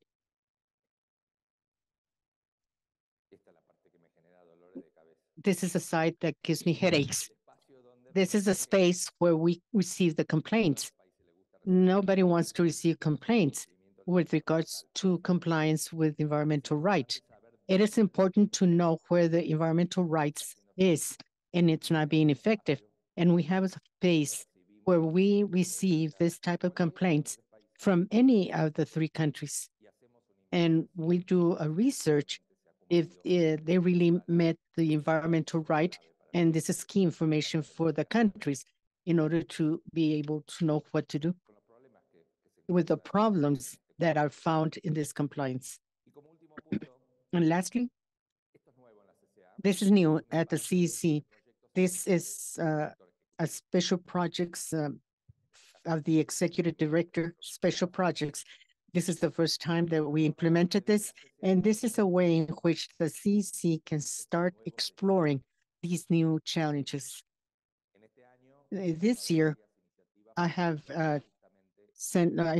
opened several initiatives. One has been the work with youth. Now, a couple of weeks ago, we brought three youth from each one of the countries. We brought them to work with us, to be present in what we are doing in that week, so that they can see what is the work. One of those youth is here with us, and you can talk to him. They were there for a whole week. They gave us many ideas, and we worked together with them, and they're already asking to participate, asking to be heard, and asking to be participants in the work, not only to be a consulting space. We also brought activists to a roundtable regarding the link between the people for LGBTQ and the environment, the climate. We need many links, and something that you can't even imagine. For example, who is facing the worst time of environmental impact in, for example, in a hurricane? How certain communities are excluded. These type of situations are helping us to see the vulnerabilities in cities. And this is why it's so important to open the dialogue to these new lines of understanding and action.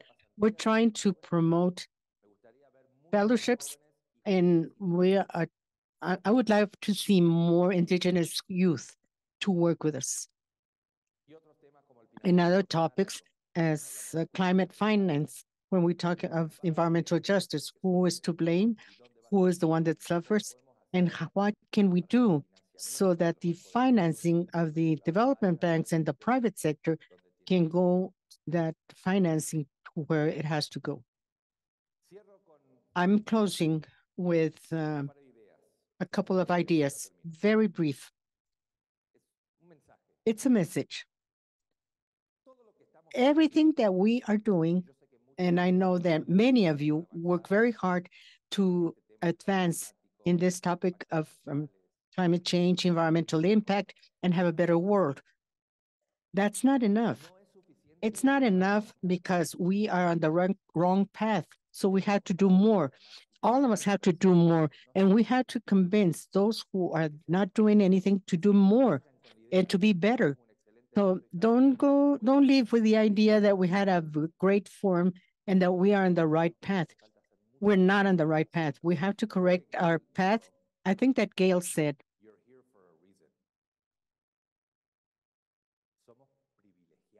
we are privileged. All of us who are here in this room are privileged. Use that responsibility that you have and that privilege. Because if what we're doing is not enough, you have to do more to be more responsible. This is the last idea. I would like that from here, we could have ideas on how to do more, how you can push us to do more. I have a link, like we have links with the ministers, and the reality is that we have opportunities for them to do different things. You have to demand from us. Thank you very much.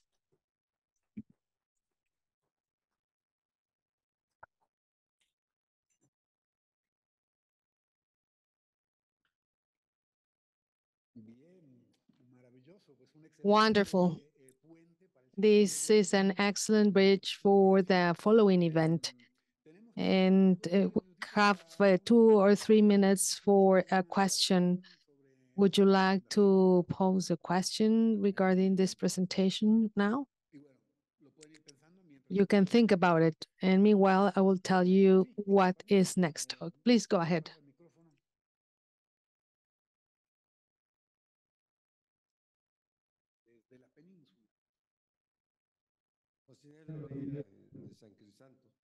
I am Jose Elias from Yucatan. We last year we were in our community. I think that the topic that you just mentioned, and I have always wondered or asked myself about this, and I have participated in the CEC for over 30 for those 30 years. How can we include or how can we make these resolutions more mandatory of the submissions that are filed before the CEC due to environmental issues? I think that we have two different financial models in that concur in the CEC, different political views, some of them with more risk than others. And this in the US, you had a president that was, let's say, a little bit different, to say something. And I think that the Canadian government has been more consistent with the Indigenous people's rights. So how can we guarantee the ones that are struggling to defend the environment can be defended? Last year, one of these environmentalists was killed.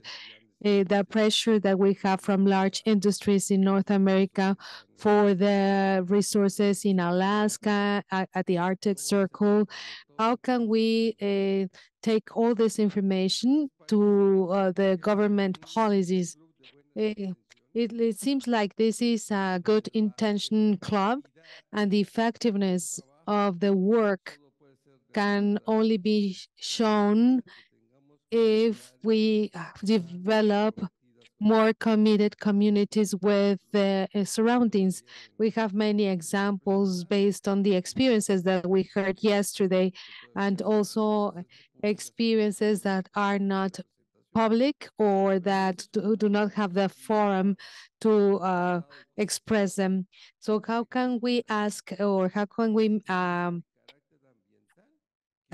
ask the government to enforce all the rights, the environmental rights in the day-to-day policies?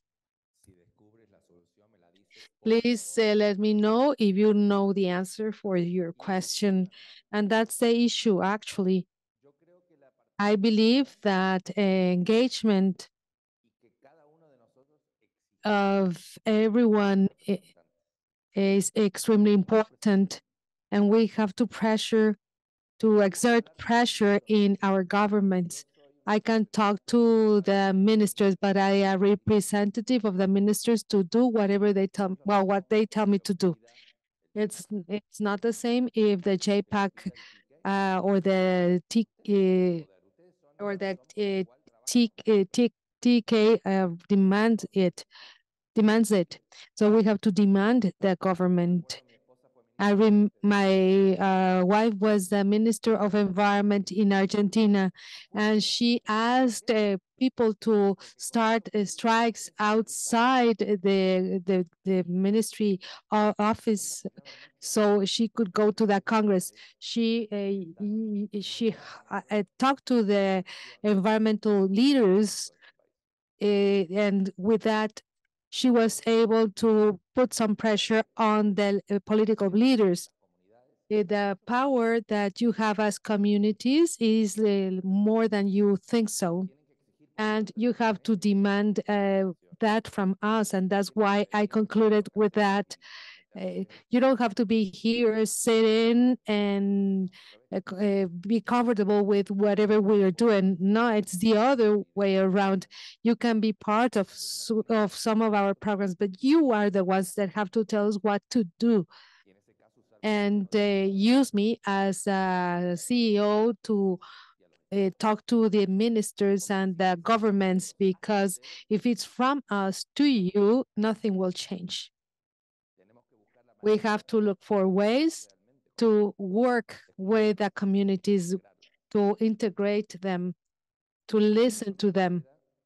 And unless this happens, we will not be able to change. And we are not on the right path. And if we want to change, we need to change the way we organize ourselves and the way we do things. Einstein, if I'm not wrong, said craziness is trying to do the same thing and expect the same results.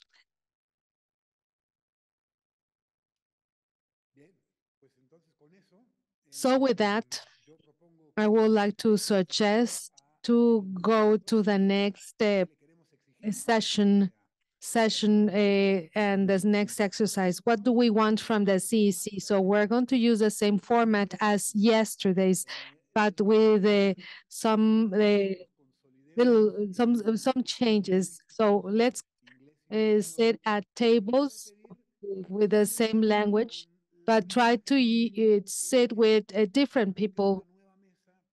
Don't choose the same people you talked to yesterday. I know that there are many people that enjoyed the discussions that took place at your table. I don't want to be the one uh, breaking this group, but I think we have new opportunities to talk to other stakeholders. So let's put on the screen the two questions that I would like you to work with, and let's do the same thing. So first, please raise your hand if you are English speakers, and look around and see who would you like to sit with. And please try to sit at different tables, or with different, maybe here at the back, we can have two tables with English speakers. I think we have enough English speakers to create two tables. So it's mix a little bit so you don't end up sitting with the same people as yesterday. And the rest are Spanish speakers, I guess. And I would like you to sit at tables with 5 members each. And please also try to choose different people so you can discuss these questions with different stakeholders. Once you get to those tables, I'm going to repeat the request from yesterday. Someone has to write everything that is discussed. We need a scribe. And then please send the notes to Pablo. Please, Pablo, stand up. If you still have the questions from Kathy, the 40 questions that Kathy expressed regarding traditional ecological knowledge, please also send that information to Pablo. Pablo will be the one receiving the notes from the table discussions. So let's do as following. Please sit at your tables. I'm going to give you 5 minutes to sit at your tables, and then we will start talking about the questions that will be discussed. So please go ahead. Ok, colegas, creo que ya tenemos nuestras mesas. Okay, I think everyone is seated at your table. So if there are 2 people at the table, please join other tables. For the ones online, for the ones that are at home or their offices, please answer these questions as well. And please email your answers to the QR code that you see on your screen. So please.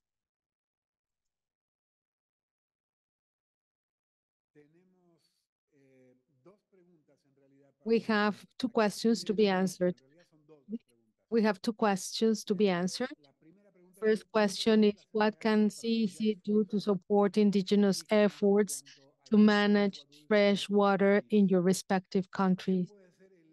So what can CEC support indigenous efforts based on everything we have seen regarding traditional ecological knowledge to manage fresh water in your country, how to expand, strengthen traditional knowledge in the three different governments. And the next question, which is not on the screen, but I would like you to answer is internally, I mean, the CEC internally can also improve integrating traditional ecological knowledge to its processes. So what do you suggest or what do you recommend to CEC to be able to strengthen traditional ecological knowledge? In case you don't have your headphones on, there's a question up here, which is what the CEC can do to promote traditional knowledge externally in each of your countries. So everything that we've seen here needs to be strengthened, bolstered, made more visible, and promoted. What can the CEC do to support those efforts? Number one. And then number two, it's not on here, but I'd like for you to answer it anyway, is what can the CEC do internally to strengthen its own practices in integrating traditional knowledge into its own mechanisms, practices, events, and so forth. Okay? So we'll have about 30 minutes for this. And we'll check back in 30 minutes. On your mark, get set, go. En sus marcas, listos, fuera. Tendrán 30 minutos, colegas, 30 minutos. 30 minutes. I know it's not too much time, but you only have 30 minutes, so please go ahead. Okay, colleagues, let's go back to our topic. Well, to continue with our topics. And if you allow us, I would like to ask somebody from each table to report one result per question. We asked you 2 questions. One question was, what can the CEC do to strengthen, visualize, promote the traditional ecological knowledge and the environmental conservation? And the second question was, what can the CEC do internally to strengthen the integration of the tech in their own organization? Yesterday, we started on this side of the room. Now, I would like to start on the other side of the room. This is a little bit of balance. And if we could have a volunteer on the tables on that side, that would offer us a perspective regarding answers to these 2 questions. Who would like to start?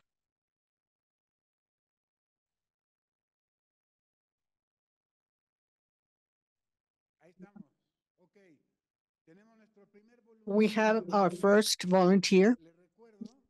I would like to remind you that right now, I would like to ask you 1 answer per question. I know that there are many more, and I'm going to ask you to send your complete answers to Pablo.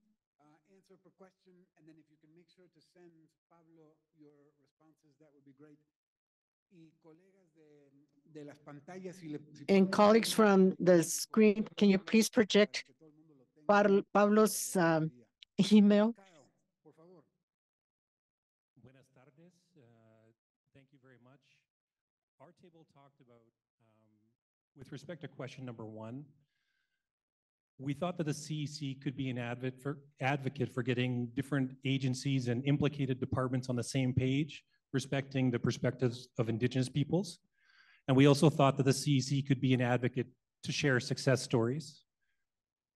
But we wanted to acknowledge that there are regional differences with respect to Indigenous peoples, and that those types of success stories would need to be shared through a nation-to-nation discussion and process. With respect to question number 2, we thought it would make sense for the CEC to create a safer space for Indigenous peoples to share traditional ecological knowledge with each other. The example was at the climate change COP in Glasgow 2 years ago, Indigenous peoples, knowledge holders had an Indigenous peoples only forum where they shared with each other in a very safe space, and they were able to share very freely. And we thought that it would make sense to have a similar space within the CEC for that sharing to occur, and that they could develop some recommendations to the CEC, and that way the governments don't have access to everything. Gracias por la oportunidad de hablar sobre. Thank you for the opportunity for and allowing me to talk about these important topics. Kyle, before you give the microphone away, talk a little bit about how that second idea would be different from this. Like, what would you envision that would be different than what we've done in these past day and a half?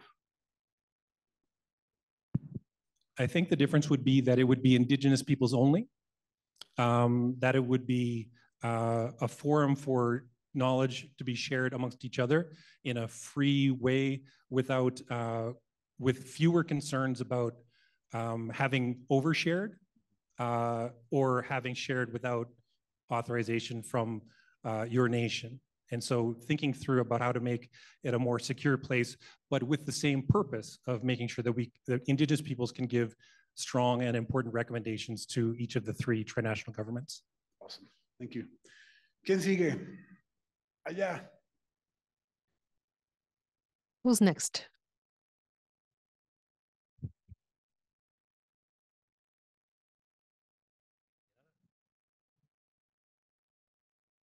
Buenos días, good morning. Our group, I'm Sally Gonzalez from Arizona, and our group, I talked, had a lot of concerns. One of the biggest things that the CEC can do to help the TEK and is to not only fund TEK and ask all the governments to put in line item for TEK, but everything that the CEC does, TEK needs to be included. We can no longer ask or for TEK to be a second thought, or afterthought on what anything that is initiated by the CEC. I also work with the EPA, or I'm an advisory member of GAC in the US, and we have been pushing for that, and we will continue to be pushing that because we at GAC and NAC think it's an injustice for us to be not reimbursing our TEK members to do the work that they do for all of us, but in particular the work that with the CEC without compensation. It is unjust for us to do that, and so it needs to really be pushed to all the three governments, and it no longer should be a voluntary work. And I personally will be pushing for that. TEK is an important role. I mean, we are really cannot be doing this work without the knowledge, and we need to be able to include it in everything that we do. But we also wanted to mention that we come to these events and we learned a lot from our colleagues that are here from the three countries. We just need a way of being able to share our knowledge with how things and how processes work in each of the countries. Canada could be doing better than the US and Mexico as far as the First Peoples in including them in government and in the work that is being accomplished in those countries. How does that take place? In my role in Arizona, I want to say, and I like to say that we really need to get more Indigenous representation in all the governments. that's the better way of how we're going to get through these governments in being more responsive to indigenous people in all three countries. And so we really need to push that. You know, as a true politician, I'm a senator in Arizona, and so, but we really lack representation in the governments, and that's one of the things that I do constantly with my colleagues. And I tell them, okay, you're proposing a law. How is that going to affect indigenous people in Arizona? And so I ask them that all the time, because indigenous people cannot come second or be an afterthought. We need to be included, sit at the table, and have representation. And so those are the things that our table came with. But the funding is really the most important on how the CDC can really be supportive of indigenous knowledge in all of the work that they do. Thank you. Thank you, Sally.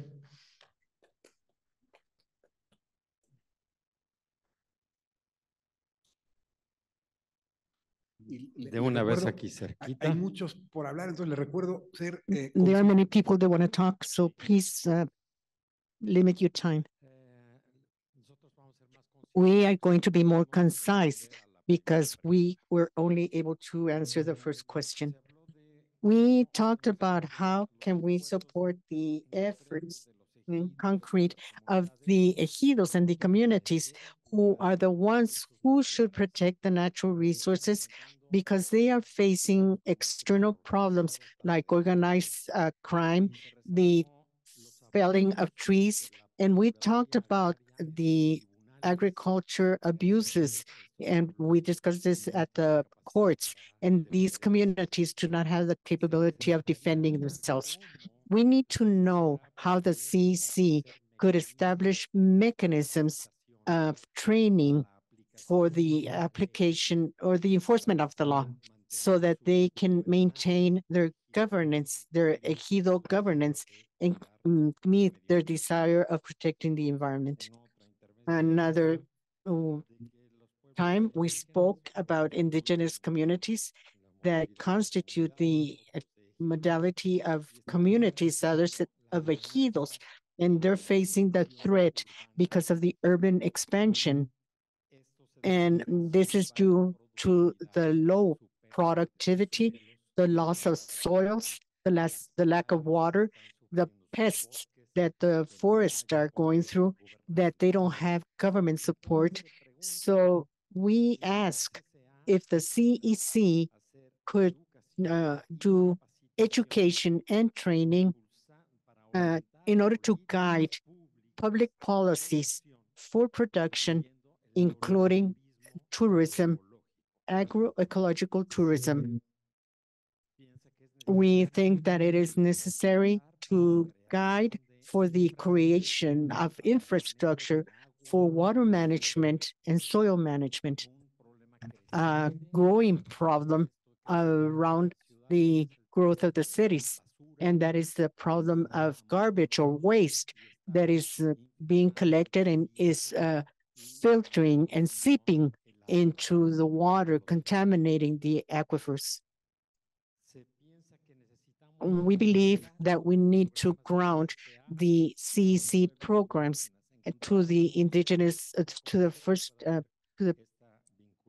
how can we do this to the indigenous peoples? It is necessary to take into consideration what the population already has.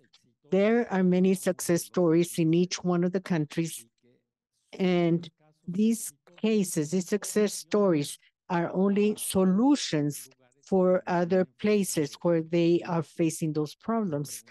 We ask ourselves if the CEC could help to systemize these success stories in order to promote them and to create the knowledge, the traditional knowledge exchange between the three countries.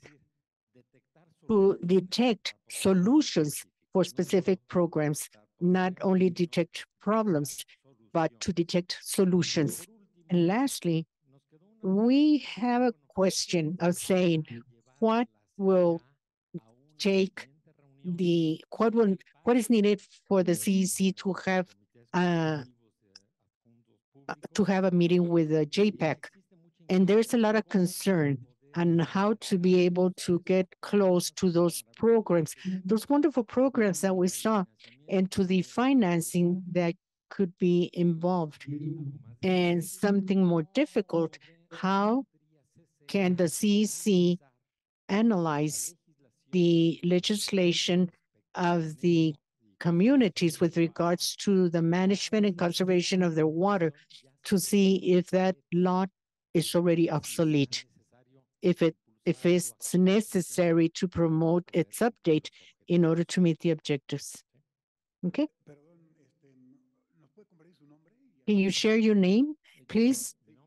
My name, Raúl Hernández García Diego.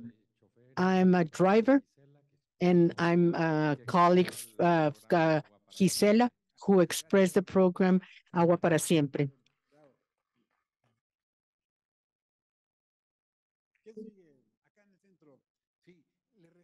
Who's next? Let me remind you, I know there's a lot to say, but we have time restrictions. So can you give just one answer to one question per question? And please don't forget to email Pablo with all the answers. And if you are online, please email those answers to Pablo as well, because we're going to include all the answers in the final report. My name is Jose Rojas. I come from the state of Durango, and I would like to answer the first question.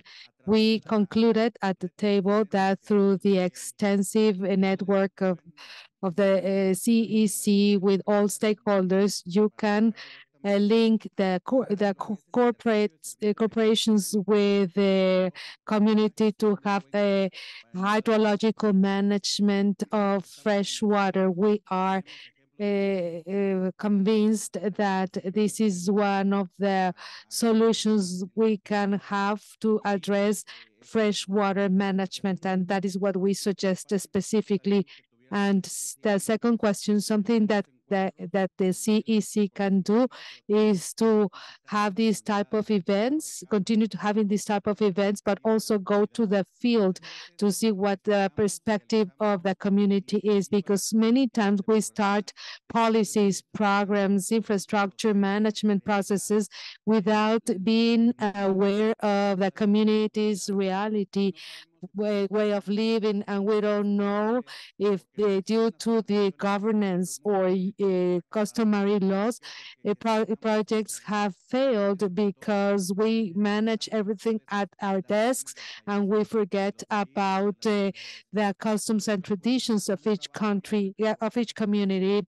So something that the CEC has to do is to work at the field level and locally to be able to implement a series of programs and actions that are tailored to the communities.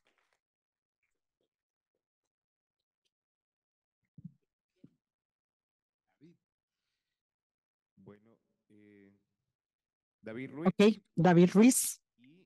And now we only had the civil society and the academia, which is at this table. And with regards to the first question, I think that there's an agreement with the other tables, and we summarized it on what can the CEC do to support the indigenous communities to communicate the success stories that promote the reevaluation of the knowledge, the tech, and to allow social acknowledgement, community acknowledgement, and the participation of the indigenous peoples and Afro descendants. In the case of the second question, how can what can the CEC integrate indigenous perspectives we believe that it is to expand and strengthen the group of specialists regarding the traditional ecological knowledge, and also that it is in this trinational process in order to generate a process of forming squares at a trinational level so that this group can have a local base.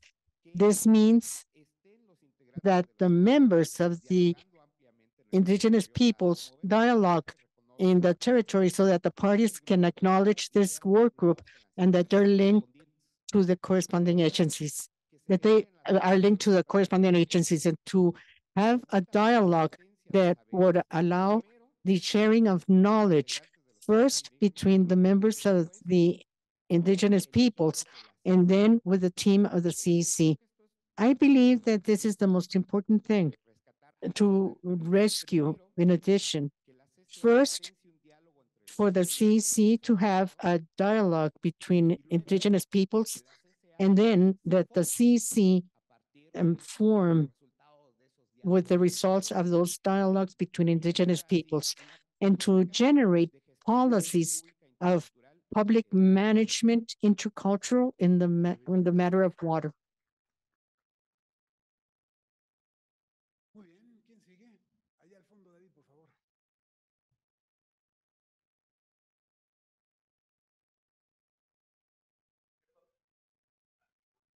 Yo iba respetando la experiencia. No te preocupes, no te preocupes. Siri, adelante. Buenas tardes. Good afternoon again. Cirila Ángel Martínez from Machico. And the first question. The answer to that first question, the thing that we discussed is that we need to have more visible and strategic points that can disseminate the indigenous peoples through partnerships, activities, workshops, etc. Take advantage of ancestral knowledge and include the whole population. And it is very important to know what the CEC does and the different organizations. So we need these organizations and CEC to help us disseminate our activities and the other way around. And the second question is to disseminate the partnerships and include new stakeholders. I think it is extremely critical that as part of the First Nations, we should know how we need to work once we are included in the CEC. Thank you very much.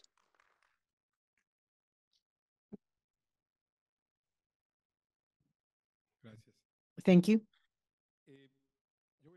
I'm going to be very concrete. I would suggest to the CEC, please introduce yourself.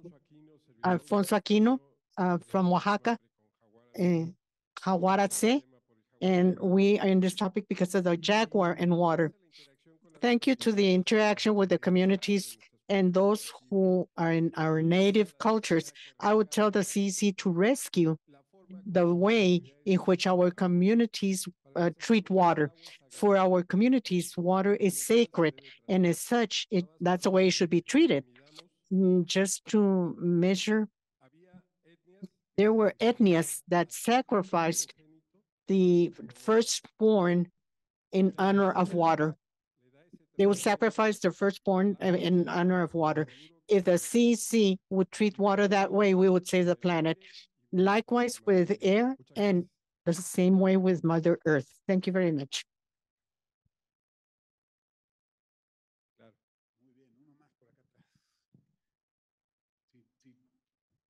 Si nos ayuda transportando el micrófono aquí a nuestro colega acá atrás.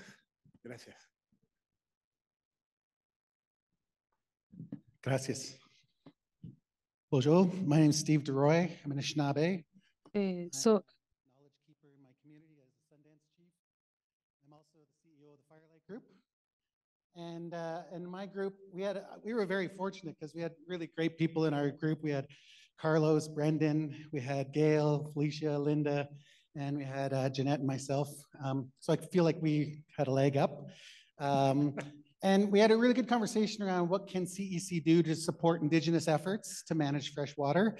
One of the things that CEC can do is, and it's done a really good job of this so far, is convening people together and to working respectively with Indigenous peoples. It's very good at getting money from countries and giving it to Indigenous peoples to actually do the work. So the idea is that to continue to do the convenings and teaching how to be respectful, understand what kind of products CEC can put out, and then disseminate it. Another part of the conversation was that and it kind of goes along with some of the other things that other people said, was there needs to be a robust hiring of Indigenous peoples throughout CEC, not only within the organization, but all the 3 countries. And we've heard that about getting more Indigenous representation at these governments. And they need to be integrated throughout all the work that CEC is doing. There needs to be an establishment of meaningful long-term relationships with Indigenous peoples, not just these one-off opportunities. There's so much passing of the baton to the next person that comes into those roles. And so making sure that Indigenous people are represented at that grassroots level, at the lower levels also, but also at the higher levels within the government. And we need to give more local authorities more decision-making power and ensure that that Indigenous peoples are kind of driving the process. How can CEC take Indigenous perspectives into account when they're doing its work? Well, we had a big conversation around knowledge and the value, the culture, placing value around culture. And we had a good conversation around many communities get paid less to do the actual work that maybe a scientist might get paid. And so looking at how we might honor and respect Indigenous knowledge. And one of the things that CEC could do is help establish protocols for creating value and compensation for Indigenous knowledge and avoid appropriation of that knowledge. And then along with that is giving funding for the Indigenous peoples to actually do their own studies that's not restricted, and making sure that that information is protected by the nation. So one of the things that came out was that CEC should help facilitate training and workshops around Indigenous knowledge data collection, data sovereignty, processes, and standards, and that CEC should fund these unrestricted Indigenous knowledge studies in each country and show a comparison of outcomes of lessons learned and show examples of what could be best practice.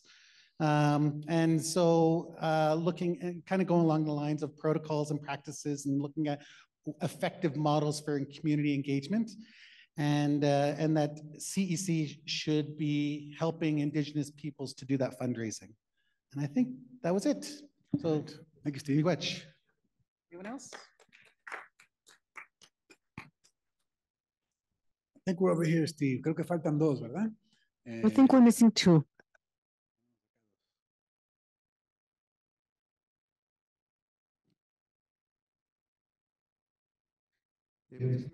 Thank you very much. Noé Ramírez Estedas. I represent the community of San Jerónimo, Mixteca region, and we are bordering with the state of Guerrero in Puebla. So we're the Mixteca ethnia in Oaxaca. At our table, discussing with our colleagues, discussing the first question.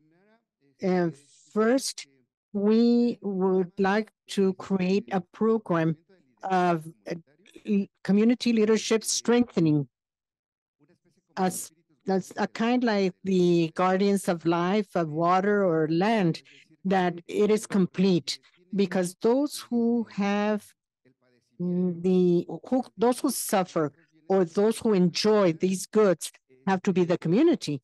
So if we strengthen a program that is not a training course, just a training course, but a complete seminar that could strengthen the capabilities of these youth or adults that are completely trained and that are sensitive to these terms that are used in the protection and care of traditions and customs of the communities. It would be very interesting to be executed by the CEC. Why? Because they are the ones that know the territory, the ways of decision making, and they know where they can get organized, because many people go to other communities or territories to work. They know who to go to in the community, because it happened in Oaxaca that we had some missions who want to work with the community, but they are um, almost killed because they don't want to work with the community. They didn't know how to work with the community. The second question is they can carry out gathering work of records of the different ways of protecting the goods of the earth that the communities have. Because in the majority of the cases, these traditions go because one, by practice, I learned how um, to plant with a rod, and if I don't do it, my children are not going to do it anymore. So I can tell you, I can verbally tell them how to plant a corolla. And so it would be a good idea to create a record of these practices or traditions, but that they are drawn, or to do it in a way that we can show them to our children and promote it. Thank you so much, Ana Tejedo from the SETCO in Oaxaca. Well, we had the stakeholders from organizations like TOSEA, Opuda, San Crisanto, and others, and experts on community forest management. The first question, we said that discussions are not mandatory, they're just recommendations. We talked about the pollution at the Sonora River and the experiences where children demanded their right to water. And if there is not a previous consultation, an informed consultation, these projects cannot take place. And thanks to the pressure of the children, some projects have been canceled, projects that involved a lot of money. And we talked about what internal actions can be taken by the CEC, well, to have workshops, to hold workshops for the controversy panel to be more effective, and also be able to disseminate the information in a better way, to have a CEC campaign to understand the roles and responsibilities of the CEC and the scope and objectives, and to talk about also positive actions and link indigenous peoples and local communities to exchange experiences, because many times we don't know what others are doing. This way we could link the knowledge of both areas, and also have mechanisms for fundraising and provision of funds. We talked about a deeper analysis of what we understand as environmental justice in the different communities and indigenous peoples, because the indigenous peoples are the ones that are stewarding and the ones that experience violence. And we talked about indigenous people's rights, and go to the field. We talk about coal and and also capturing carbon and human resources, as well as forest resources, how to have these community structures and the relationship of communities with nature. Thank you.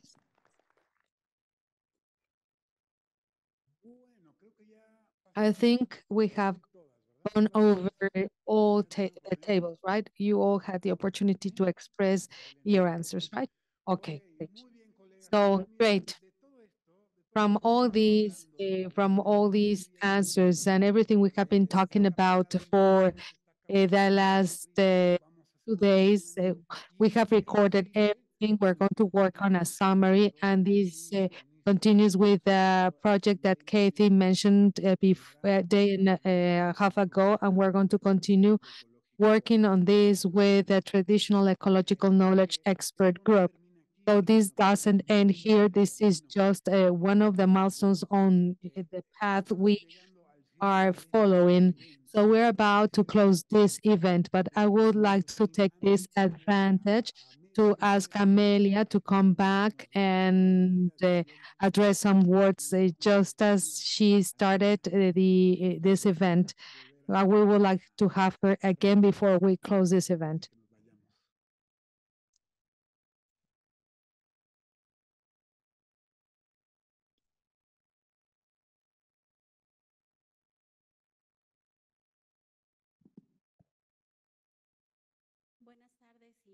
Good afternoon. Thank you very much. Thank you for being here. But first, I would like to thank the creator, to the giver of life, to this sense that brings us here, that moves us, and to thank our ancestors for allowing us to reach this place and to know this great knowledge that each one of you has.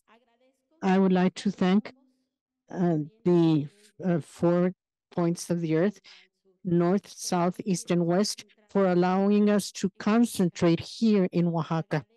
I would like to thank the 4 elements for having you present in all this session that we had for today's. It was very important to talk, respect ourselves, and to give everybody their place as generators of life.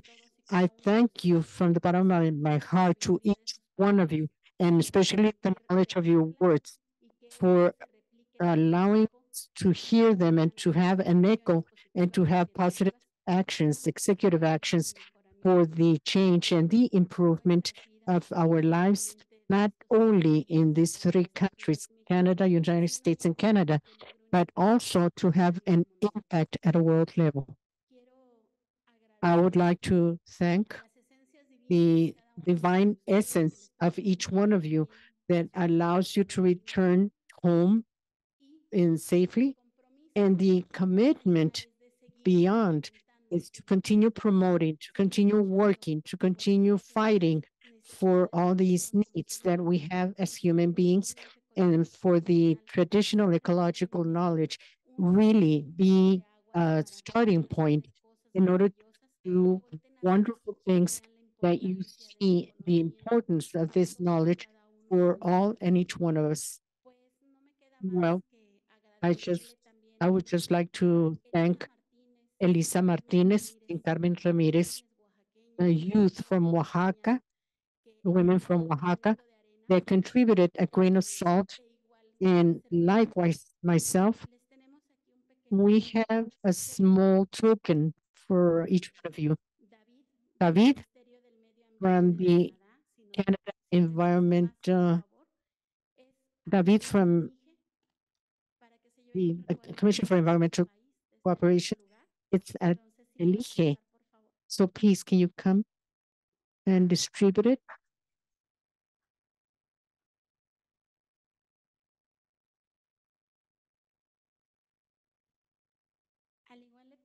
I would also like to ask Jorge Daniel, Executive Director of the CEC, that with not too much work, not too much effort, we couldn't be here.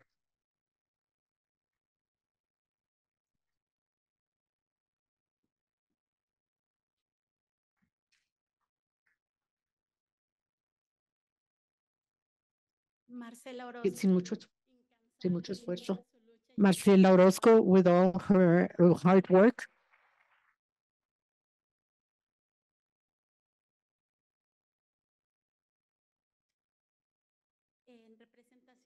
Representing the JPAC, I would like to ask Octaviana to please receive this.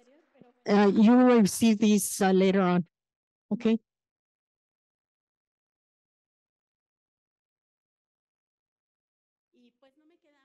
And I would just like to thank all and each one of you for all your words and all the knowledge that you provided in this great forum. Thank you very much.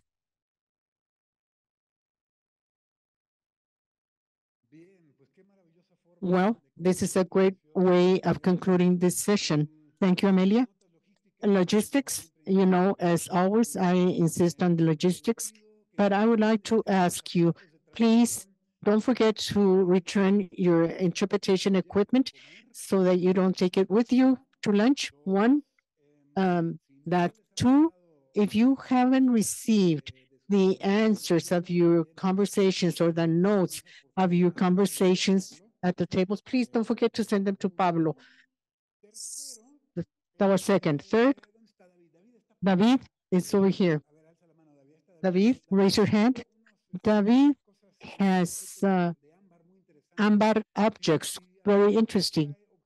If you have any objects to share, to sell, or to show, or information about your corresponding so that our colleagues can see them. And next, I would like to thank, many thanks to all the people from the CEC, but I would also like to continue thanking, I don't know if Tim is here. Well, Tim's not here. Let's do the following. This work is a work of a lot of organization. It's an like ants working all together to call us, and so all an applause to all the team of the CEC who organized this. This is a team effort, and for me, it's a great pleasure to work with them because they take care of everything. They're very efficient. Also, a great applause for our interpreters who help us to understand each other. Without them, this work cannot be carried out. And also, our technical team, sound, lights, video,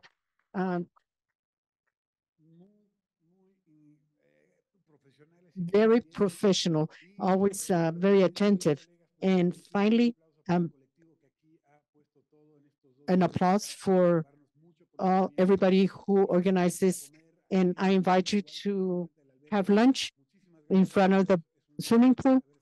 Thank you, and it's a great pleasure to be with you. Thank you. We'll see you at lunch.